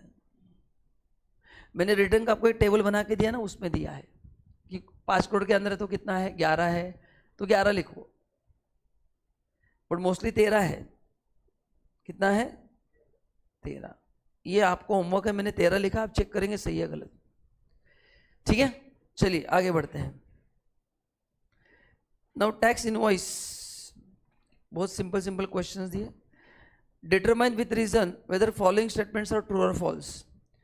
A registered person shall issue separate invoice for taxable supply of goods and exempt supply of goods to unregistered person। अपन ने क्लास में रूल 46A पढ़ा था टैक्स इनवॉइस में, जहाँ पे मैंने कहा था कि पहले ऐसा था बट अभी आप, अच्छा जो गुड, अच्छा सुनो ध्यान से, पहले बेसिक कवर करता हूँ। 2 प्रकार के इनवॉइस होते हैं, एक होता है टैक्स इनवॉइस एंड एक होता है बिल ऑफ सप्लाई। बराबर है? बिल ऑफ टैक्स इनवॉइस कब बनेगा? जब वो सप्लाई टैक्सेबल है। एंड बिल ऑफ सप्लाई कब बनता है? Composition scheme and exempted goods में क्या बनता है? Bill of supply. अभी आपने कंबाइन दिया है तो अपन ने रूल 46A में पढ़ा था, tax invoice come bill of supply issue कर सकते हैं। तो बोलो अलग अलग बिल बनाने की जरूरत है? No, as per rule 46A आप क्या कर सकते हैं? Tax invoice come bill of supply बना के दे सकते हैं। Next, a banking company can issue consolidated tax invoice at the end of every month for the supply made during the fund. Yes, क्योंकि अपन ने देखा था कि हर एक ट्रांजेक्शन का बिल बनना चाहिए, बट बैंक के लिए वॉल्यूम बहुत ज़्यादा होता है, इसलिए बैंक के लिए अपन ने पढ़ा था कि वो कहाँ पे पढ़ा था? बैंक के लिए स्पेशल केसेस में पढ़ा था कि बैंक क्या कर सकती है, कंबाइंड बिल बना के भी दे सकती है मंथली। इसलिए देखो आपको भी जो बिल आते हैं वो बैंक के मंथ एंड में आते हैं, क्योंकि हर रोज इतने बिल देना बैंक के लिए पॉसिबल नहीं है, तो कंसोलिडेटेड बना के दे सकती है। Next, Jay, a registered supplier, runs a general store in Ludhiana, Punjab. Some goods are sold to by him are exempt, whereas some are taxable. You are required to advise in following data. पहला, whether Jay is required to issue tax invoice in all cases, even if he is selling goods to end consumer। अभी question अलग है, all cases बोला है, तो ये अपन ने पढ़ा था 200 रुपए का कंडीशन। टैक्स इनवॉइस के पहले पेज पे देखो है सेक्शन 31 सब सेक्शन 3 कि अगर सप्लाई 200 रुपए के अंदर है तो आपने बिल नहीं दिया तो भी चलता है, फिर तुम कंपोजिशन स्कीम में हो या नॉर्मल स्कीम में हो, बट 200 रुपए से ज़्यादा है तो क्या करना पड़ेगा? बिल। तो ऑल केसेस का मतलब वही है कि 200 के अंदर है तो बिल देने की जरूरत नहीं है, 200 के ऊपर तो बिल देने की जरूरत है। एंड अगर आपको लगता है कि कनेक्टिविटी मिसिंग है तो अर्जेंट मेरे रिविजन नोट्स 2 बार पढ़ना है, सुपर फास्ट में। क्या करना है? जो मैंने रिवीजन नोट उसको पढ़ लो, काफी चीजें याद आ जाएगी। नेक्स्ट बताओ, जे sell some exempted goods as well as taxable goods to school student, is he mandatory required 2 separate invoice? No. कौन सा रूल है? रूल 46A क्या बोलता है कि भाई 2 अलग बिल देने की जरूरत नहीं है, तो इनवॉइस कम एग्जाम सप्लाई का बिल बना सकता है। तीसरा, is it necessary to show tax invoice separately? Yes, अपन ने सेक्शन 33 पढ़ा था, आपको टैक्स का अमाउंट अलग से दिखाना पड़ता है, कंपलसरी, कंबाइन दिखाना अलाउड नहीं है, तो yes it is mandatory to show tax invoice separately. ठीक है, चलिए अकाउंट्स एंड रिकॉर्ड, ये मैंने ऐसे दिए हैं। Whether accounts can be maintain electronic form? Yes, कोई प्रॉब्लम नहीं, अपन ने पढ़ा था। Mr. X has factory at a border of Rajasthan. He sells goods to Y dealer at a border of Uttar Pradesh.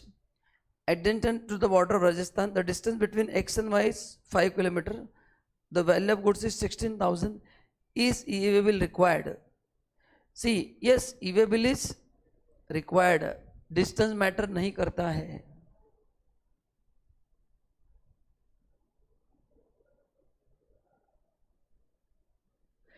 क्योंकि ई-वे बिल कब लगता है? गुड्स टैक्सेबल होने चाहिए एंड वैल्यू 50,000 से क्या होना चाहिए, ज़्यादा होना चाहिए। तो डिस्टेंस कितना भी हो ये बिल लगता है। Mr. X, registered dealer under GST, he wants to transfer certain stock of goods from his factory in Pune to Bangalore, and आपको अलग अलग इनवॉइस दी है, आइटम ए, आइटम बी।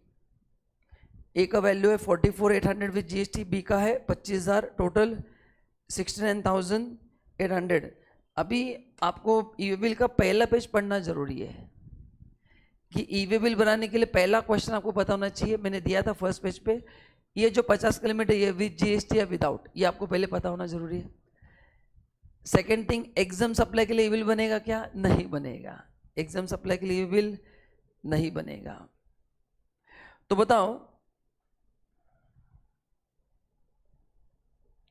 बताओ खाली ये वैल्यू देखना है आपको, एग्जाम सप्लाई के लिए ई बिल बना के क्या करेंगे, उस पर जीएसटी आएगा क्या। ए बिल का पर्पस क्या है, जीएसटी की चोरी पकड़ने के लिए। अगर गुड्स से एग्जाम्प्ट है तो खाएगा जीएसटी, पकड़ के क्या करोगे तुम।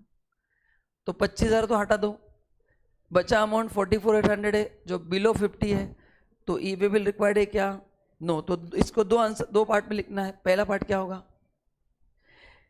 बोलो क्या होगा, यस, पहला ई वे बिल का जो वैल्यू है उसमें जीएसटी ऐड होगा बट एग्जाम सप्लाई एक्सक्लूड होगा, जीएसटी ऐड होगा, एग्जाम सप्लाई एक्सक्लूड होगा। तो ई वे बिल के लिए जो वैल्यू है वो कितना हो गया फिर 44,800, क्योंकि एग्जाम को हटाना है और जीएसटी को लेना है। The overall amount is below 50,000, hence E way bill के रिक्वायर्ड नहीं है। आपको समझा। तो बोलो ई वे बिल के लिए क्या ऐड करना है, टैक्सेस को ऐड करना है और एग्जाम सप्लाई को एक्सक्लूड करना है। चलो, ई वे बिल का वैलिडिटी क्या होता है एक बार रिवाइज करते हैं, याद है क्या, ओवर डायमेंशनल कार्गो है तो per day 200 kilometre, and sorry other than over, and over dimensional है तो 20 किलोमीटर। अच्छा, इसका वैलिडिटी कैसे निकालते हैं, अच्छा 20 किलोमीटर से 21 किलोमीटर है तो 2 दिन का लेना पड़ेगा, एंड 200 के ऊपर है तो भी 2 दिन का लेना पड़ेगा, है ना। 200 रुपीज 200 पर डे और पार्ट है, तो मेरे को 50 किलोमीटर भी जाना है तो उसका वैलिडिटी 1 दिन रहेगा, 250 जाना है तो 2 दिन रहेगा, ये तो आपको पता है। अच्छा, इसका वैलिडिटी कैसे निकालते हैं, अपन ने क्लास में क्वेश्चन किया था, जैसे अभी सुबह के 10:30 हुआ है, मैं 2 दिन का ई वे बिल निकालता हूँ क्योंकि मेरे को 250 किलोमीटर जाना है। तो ये 2 दिन में से पहला दिन आज रात को 12 बजे से स्टार्ट होगा, याद है ना, है ना। तो यहाँ से कल का 12 बजे एक दिन होगा एंड दूसरे का 12 बजे सेकंड डे होगा, है ना। तो 12 AM बराबर ना, रात को 12 बजे मतलब कितना होता है, PM या AM, कन्फर्म ना, वैसे होगा। तो आज अगर हम ईमेल निकालते हैं 2 दिन का, तो आज से 24 घंटे, आज से 48 घंटे, या आज रात 12 से 48 घंटे, हाँ, तो उसका वैलिडिटी वहां तक रहेगा।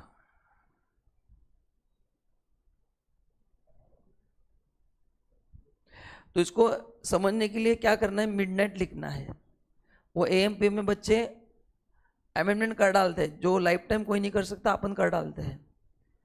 सो मिडनाइट लिखो, अपने को अपने लेवल पे समझ में आसान लगता है।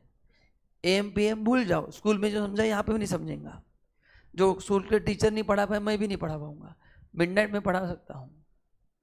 हाँ, फर्स्ट सेकंड स्टैंडर्ड में सीखते हैं ना AM PM, तो ठीक है, उस दिन आप माइट भी एब्सेंट रहेंगे, हो सकता है वो भी, तो बेटर सिंपल। अभी भी कुछ लोग कंफ्यूज लग रहे तो आई विल राइट मिडनाइट, अभी तो कोई प्रॉब्लम नहीं है, अभी एकदम आसान हो गया, विषय समाप्त।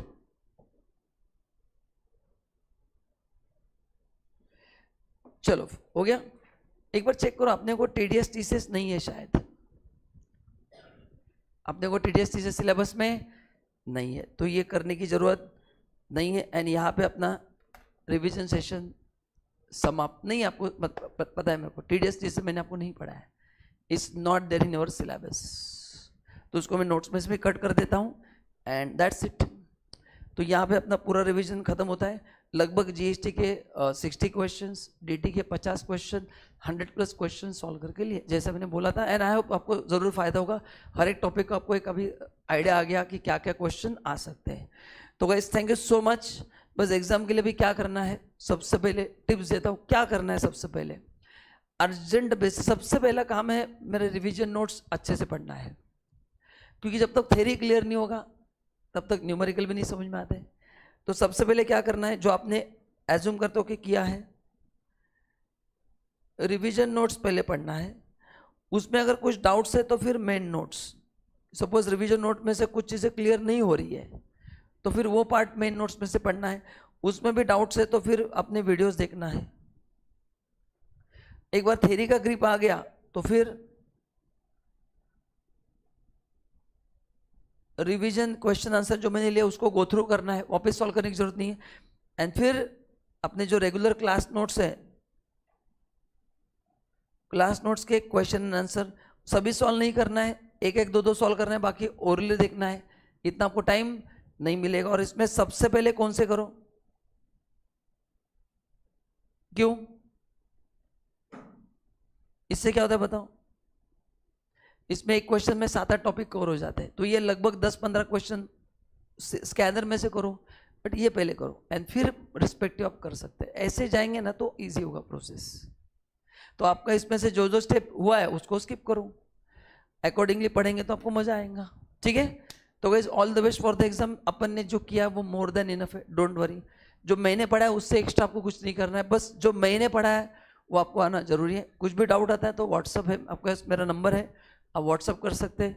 जो यहाँ पे रहते हैं मिलने भी आ सकते हैं, कोई प्रॉब्लम, बस टेक प्रायर अपॉइंटमेंट, अपन टाइम सेट करके क्लास में भी आ जाएंगे, कोई प्रॉब्लम नहीं है। Is it clear?